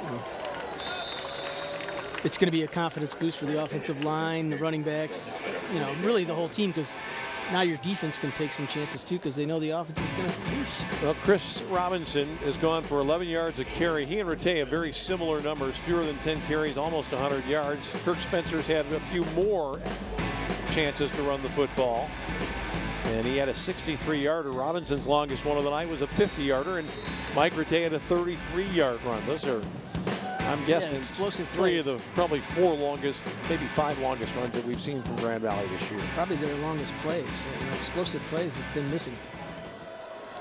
Grand Valley late getting a man on a defender, and what a great move by Bilal. Bilal gets up to the 30-yard line. Nick Postma yelling to his defenders about that. I like this young guy who's playing in the corner for Grand Valley, Dante Carey. He's going a long way tonight. They've had a lot of frontline players out of there, but he's still in, and he's played pretty well. 32 in the black jersey going to the top of the screen right now. He's earning his time on the team here. He's playing well. Yeah, he's a Grand Rapidian. Here's a ball down the middle, and it's picked off. And just running out of bounds will be Poutenay, who's got his second turnover of the night. The guy with the hardest name on the team. Got a nice pick there. Nice work by the young man. I think he saw the pattern, and he just got over the top of the route and made the interception. It was a great play. Yeah. Obviously, he had his eyes on the quarterback. I think maybe Pokovar kind of, let everybody know he was going to the same guy. Yeah, he went to the well one too many times, and he was not able to stretch the field that time at all either, Greg. That was much more of an intermediate to short route, and a lot more congestion in the middle of the field. That shows Poutenay's been paying attention and, and knew that route was coming and jumped it and made the play. Well, how about this? Bart Williams is on right now for his first college action as a Laker. Just make that snap a good one. Nice handoff. Here's Hersey Jackson. Hersey trying to bull some people. Got it down to the 25-yard line.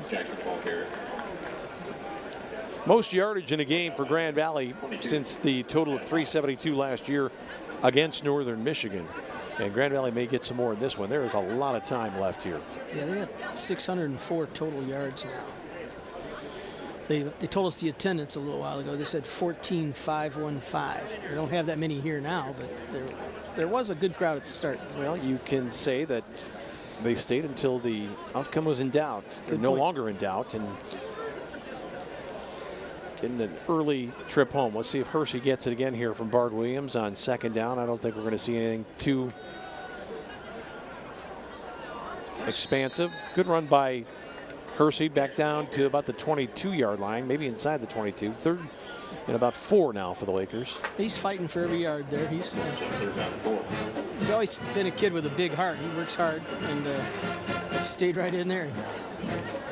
I saw this guy play a couple times in high school, and he was almost like a Bo Jackson type back. I mean, if he got to his third or fourth step in a high school game, there were few people anywhere that could bring him down. He was probably about as powerful as he is now when he was 15, 16 years old. But he had trouble with the speed. He was a big-time recruit back then, too. He was indeed, yeah. Williams going to hand it off to Hersey. Hey, nice cutback by Hurst. Hurst is, I thought he was going to get there. he was trying to set up the block from Williams. Matt Williams was down there, and to Matt's credit, he didn't want to get his hands out in front of him on a good play. So he just tried to get in the way and let Hersey go off him. Nice cutback there by Hersey. You see Williams trying not to do anything silly there. First and goal for the Lakers here at the 8.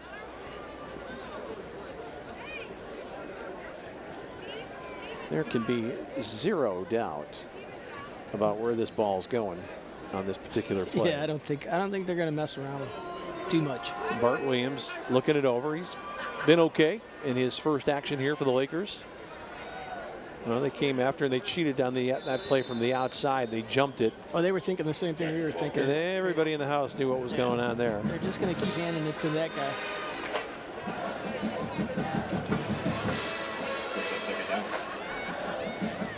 I'd like to see if Mitch allows this kid to do something a little bit more creative than just run it between the tackles. Yeah, you don't want to rub it in, but, you know, he's also your third quarterback. And he's a guy who's going to probably have to play next year. I don't think there's much doubt about that for Grand Valley. When you have 2 seniors gone, yeah, unless there's a transfer or something that comes in and competes for the job. Well, if Bob Mitchell were here right now talking to us, he'd say, what would Tom Beck do here? And we know the answer to that. Oh, he'd be throwing it. Lobbed it up in the air, and that's not going to work. No. Very lucky the young man's first college pass wasn't an interception. He didn't really have a good option out there. Tried to go play action, but I like it, and I don't really think this is pouring it on. I think, you know, you look at it realistically, Grand Valley's got their 4th tailback in the game, their 3rd quarterback, and you just can't let a guy get pounded on because... No, and you do have to let the 3rd string guys practice some plays, you know. That's right. You know, this kid's going to have to throw at some point in the future. I'm looking at Camille Jackson. Let's see on the quick post here. 82 at the bottom of the picture. People jumping around. Oh, they're looking for Camille. They're looking for somebody else. It's a touchdown. Grand Valley. And how about that? Williams, yeah. And it's Williams to Williams. Yeah. Bart. He ran the crossing route underneath, and he was wide open right there. He had a couple steps on his defender, and nice throw. Was a very nice throw. What you like about the young guy here is he didn't just throw it right away. He let that play cook a little bit. Yeah, I'm not sure that was his primary receiver. I think he waited on it and found the guy. Look at Parling in there with Isaiah Grimes saying, hey. Oh, yeah, they love that. They work with these guys every day, so they become friends and buddies and sweat together, and they want to see them have success. Grand Valley knocks it through for the 66th point of the night. We'll take a break and come back and talk more about that guy when we get back here on the Grand Valley Sports Network.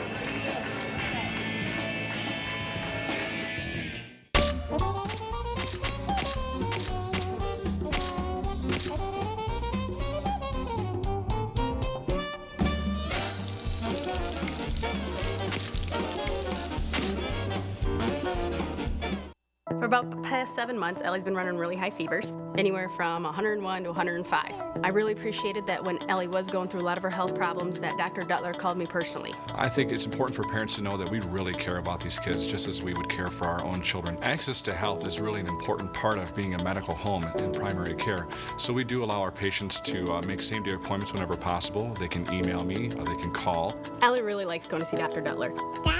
The doctor.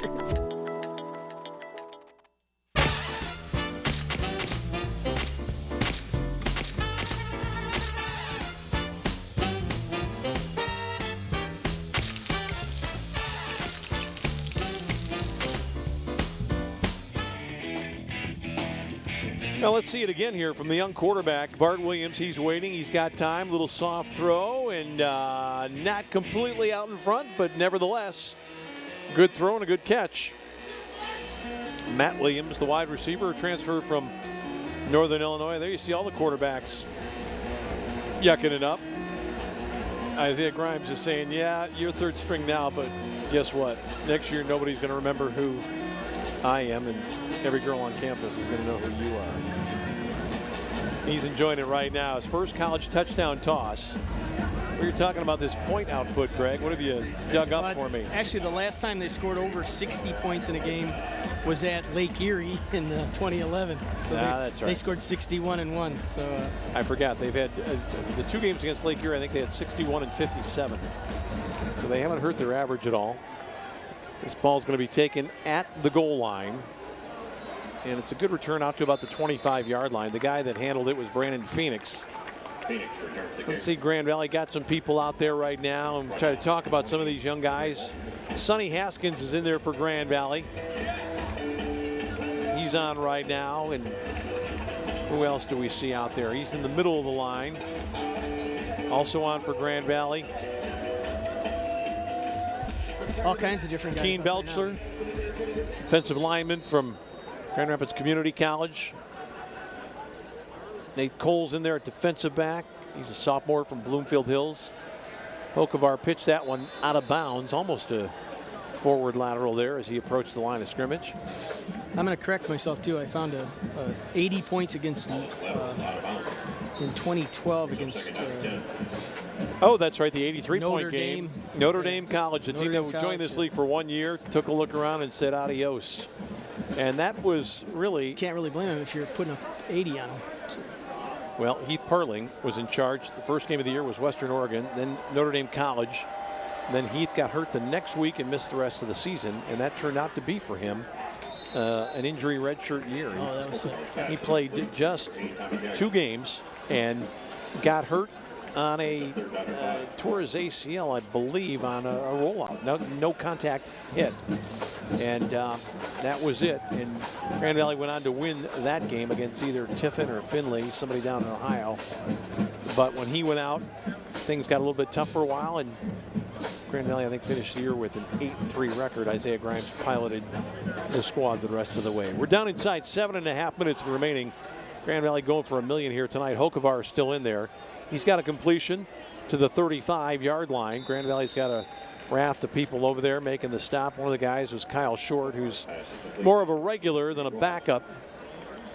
I think Grand Valley filling in the blanks a little bit right now. I'm surprised Hokovar's still in there because it doesn't make much sense, really, at some point. He's been beat up tonight, too. It's not like, Judon hasn't hit him a few times and everybody else. Another Grand Rapids area player in there, James Nutter, redshirt sophomore from Forest Hill Central in Ada. He's playing at right end right now. Grand Valley's got people in the area, and Nutter was one of the guys that got over on top of that tackle that time and made the stop on the ball carrier. It was Whitley who got maybe a yard on the play. Getting the guys in there who have to work on the, in practice, be the other team all the time. They're getting to play a little bit and be Lakers. That's a good thing for them. That's a happy squad when you can get guys in. Even if they're not playing the whole game, they want to feel like they're part of what's happening and not just out there getting knocked around during practice. Yeah, it gets bad being just on the scout team. Grand Valley gives up a completion there near the 47-yard line. That ball was caught by Aaron Lindgren, I believe. No, it's not Aaron Lindgren. That's Whitley again. Yep. And Grand Valley will surrender little chunks of yardage there as we get on inside 6 minutes remaining. Trey Walton out there defensively for Grand Valley. Nate Cole was in earlier at defensive back. He's out, or back out there, I should say. Hokovar is going to hand it off, and it's Phoenix again. Toledo native. He's quick, too. A bunch of quick tailbacks. Ball's marked at the 47-yard line, 1st and 10. They certainly have some offensive skill people, but tonight they just dropped the ball and really, Grand Valley's just played really good defense. I want to keep an eye on a guy who's playing out of the corner. We won't see him on this play. Khalil Hill, 36 in the dark jersey, is playing the corner on the far side. He's a guy they like a lot, young guy from Detroit.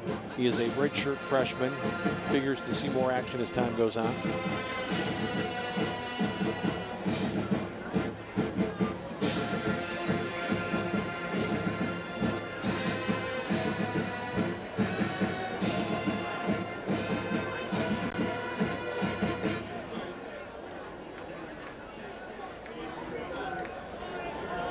Nice play right in the middle of the field there for Grand Valley, stopping that one after literally no gain whatsoever. And I think that might have been Nutter who gets up off the pile. Actually, no, it is Cody Moore, maybe? Yeah, it's Cody Moore, the defensive lineman from Fisher's Indiana, 97, not 92, as I previously thought. I don't think he was blocked, or if he was blocked, he certainly got rid of the guy really fast because he was back there. Grand Valley doing the proper thing here. Playing a lot of different substitutes. Hokebar is still running the attack.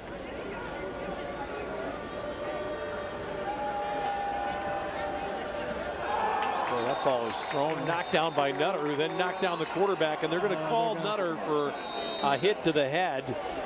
I'm not really sure. I'd like to see this again. I thought his momentum carried him right through, but I wouldn't argue the call too much either. Not really a targeting. I really think that's a reason not to have your quarterback in there at this point, because he could get hurt. I think Mitch is saying, my guy's up in the air and he came down on top of him, but I think the referee has made the right call here because the player knows he's knocked the ball down and he doesn't have to follow through with any contact after Personal that. foul, roughing the passer, defense, number 92, 15-yard penalty, automatic first down. It's a super play. You know, looking at it from that angle, Greg, maybe not quite as egregious as we thought. I mean, he's taken a direct angle right to the quarterback. If we can let this roll here. Yeah, nobody. I'm not sure if we're going to be able to. Nobody blocks him. Nobody blocks him. He comes right up the middle, and then where is he supposed to go? He's right there on top of the guy. Yeah, I don't think. He might have brought his arms down on the helmet. If you do that, you're going to. They really protect that. But he thought he was going to try to make the tackle there. He's almost on top of the quarterback. Here's Hokevar, who's going to take a knock. He gets the corner, though. Got shoved a little bit as he went out of bounds. And what do we have here? Some late mix-up. Sonny Haskins was the Grand Valley player involved, and it was the big offensive lineman Chris Higgins. I think this one's going against GVSU. I think you might be right. Finally, Kerry comes out. Hokevar's just dragging too. He's got his hands on his hips. He's tired. I'm amazed that he's still in there. It's. I don't mean to dwell on it, but yeah, I don't think it's a good idea. I think that's taking a chance on the rest of your season. This kid's a Unsportsmanlike conduct, number 39, defense. That player has been disqualified. Well, I don't know about that. I think they mean 99. Well, Jeff Madison is 39. Did he come out of the game? I didn't see. When I was looking at the area, I saw Sonny Haskins, but I didn't really see what happened. But here we go. Here's another look at it. But I think the action's over here, though. Yeah, it was near side of the field. Hokevar going to walk it in. He's going to get the touchdown here. He reaches across, and he dents the end line for the score that gets the Storm to 27 on the night. I guess they're trying to keep their scoring average high or something. Yeah, but here he is. You know, here's your best player limping in a game that you're getting bombed. You know, what if he's still limping next week and you cost yourself another game? I think that's just a mistake. However many it might be. Right. Yeah, it's not prudent at this point. 10 minutes left in the game. I can see it. You're trying to build something, trying to build some momentum. Yeah, and you want him to practice with the guy who's going to be calling all the plays. But it's music knocking it through. We'll take a break. Lakers on top here in the late going. 66-28, just under 4 to go.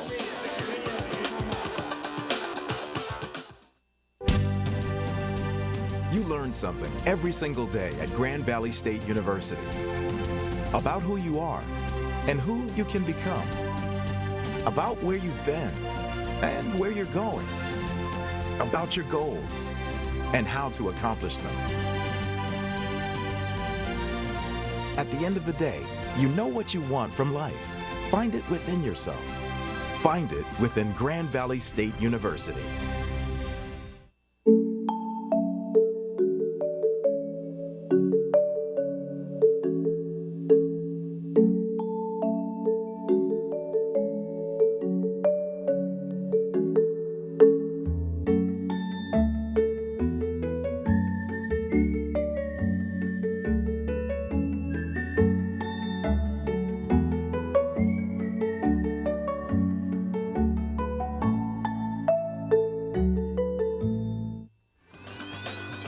Well, the stands have thinned out some, and, well, we might yet get to 100 here tonight, Mr. Johnson. We're up to 94 points. We're close. We had 21 in the first 3 minutes of this game, not even. Yeah, it looked like we were going to get to 100 in the first few minutes, that's for sure. And we may yet. You never know about a kick return here. All things are possible when the 2s and 3s get in there. Well, I'd like to see him kick this one away because I'd like to see what Camille Jackson can do with 3 or 4 steps before he hits top gear. Also, Williams is back there who had the touchdown catch earlier. That would be Matt Williams, who caught it from Bart Williams, the heir apparent at quarterback, you would think, for Grand Valley. Young guy playing for the first time. Freshman from Grand Blanc. He's a big fella, too. Bart Williams, 6'5". Hasn't quite filled out yet. He's kick this one to Camille Jackson. Made a nice throw. Okay, here we go. Showtime. Come on, Camille. Let's see what you got. He's going to get a chance. He's going to be able to go. He's going to try to outrun him. Oh, nice move inside. He ran into his own man, and there's a block from behind. That was Miskell, I think, got involved in that. Jackson returns a kick. I think. Penalty marker down. Let's take a look at some other scores here tonight. Ohio Dominican defeated Walsh. Ohio Dominican living a charmed life right now. They beat Grand Valley and played them really just at the right time. Ferris continues on. They're going to be a big threat to not only win the conference but advance to the postseason in Division II. During the return, Good team, as long as they holding, return team, number 83. After this is to the goal, first down. I think somebody was trying to help him spring it there. Got in trouble. I want to say this. It's a game where it could have gotten sloppy on either side tonight, and the officiating crew has not had any real big controversies. We have not seen a coach, really, I don't think, Greg, from either side remonstrating too much here about anything that's gone on. Percy Jackson's back in there with Williams again. Can he find a seam again this time?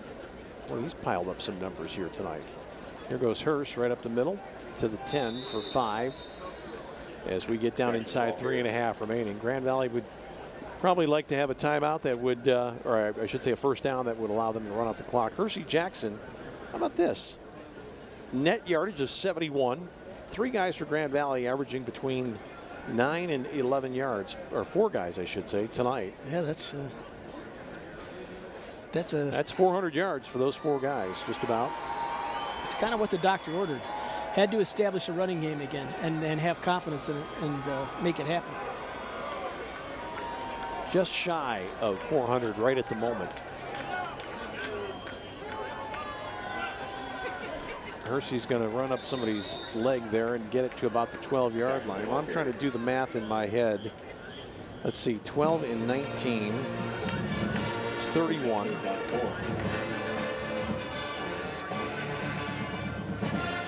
I think that they may be right at 400 now because we haven't really even talked about Isaiah Grimes, who's had, no, you're right. I think he's had a few yards on the ground as well. It's a big running night for Grand Valley, no doubt about it, and still a long way to go for Lake Erie College near Cleveland, trying to get better and find its way in this conference. They've proven that if you get a couple of skill position players, you can be entertaining. Whether or not you can win that way, I don't really know. You have to have some defense, and you can't put the ball on the ground like they do. Percy Jackson, I think, got the first down. They're going to mark him right at the 17. That would put him right about 400 then. Yeah, well, you give him 10 on this. That would be 87, 88, and 81. 13, 18.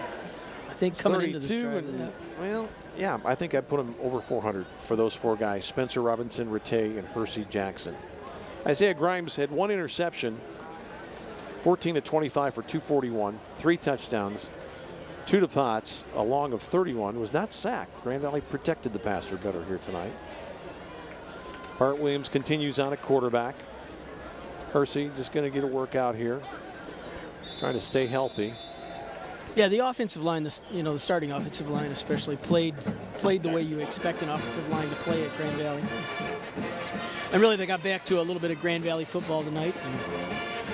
And, everybody's stunned when Grand Valley starts 0-3, and they needed to right the ship, and they've done that a little bit. And, win a game, move ahead, and try to win one next week. Dan DeLuca in there on the offensive line for the Lakers right now.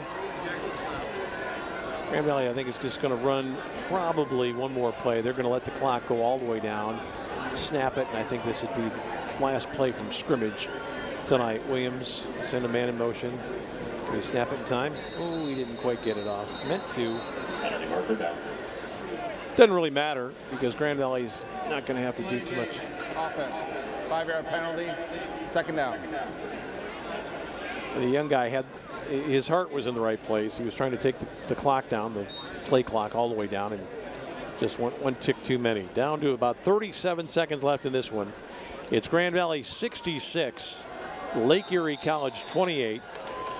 Grand Valley moves out onto the road again next week.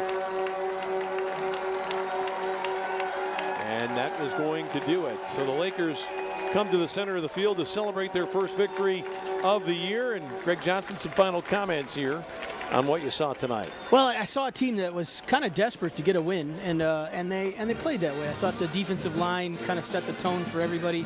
They answered the opening. You get a kickoff return against you on the first play of the game, and they answered that right away with a touchdown and said, "Okay, we're not putting up with this." And then obviously it helped when Lake Erie starts putting the ball on the ground. And they had 3 fumbles. They had 4 fumbles total. 3 they lost, an interception, and it gets turned into points. And pretty soon you have a rout on your hands. But it was, Grand Valley needed this. They needed to get some confidence back. They needed to believe they were good and that they could produce things like this. Well, some real fireworks after the game too as well. The Lakers go to 1-3 in the season, play next Saturday afternoon at Hillsdale. It's a 4:30 start time. And then we're back 2 weeks from tonight for the game on October 11th against Wayne State. But a big night offensively, 400 yards rushing. Jamie Potts a couple of scores. And all's well that ends well for the team that finally gets a win in September. That is going to do it for us here tonight. I want to thank our crew for all their efforts here this evening, including our producer-director, Bill Cuppy, and all the guys in the truck. And for our fill-in guy tonight, Greg Johnson. Greg, thank you for being with us here this evening. I'm Tom Cleary. Once again, our final score here tonight from Lubbers Stadium in Allendale. It's Grand Valley 66, Lake Erie 28.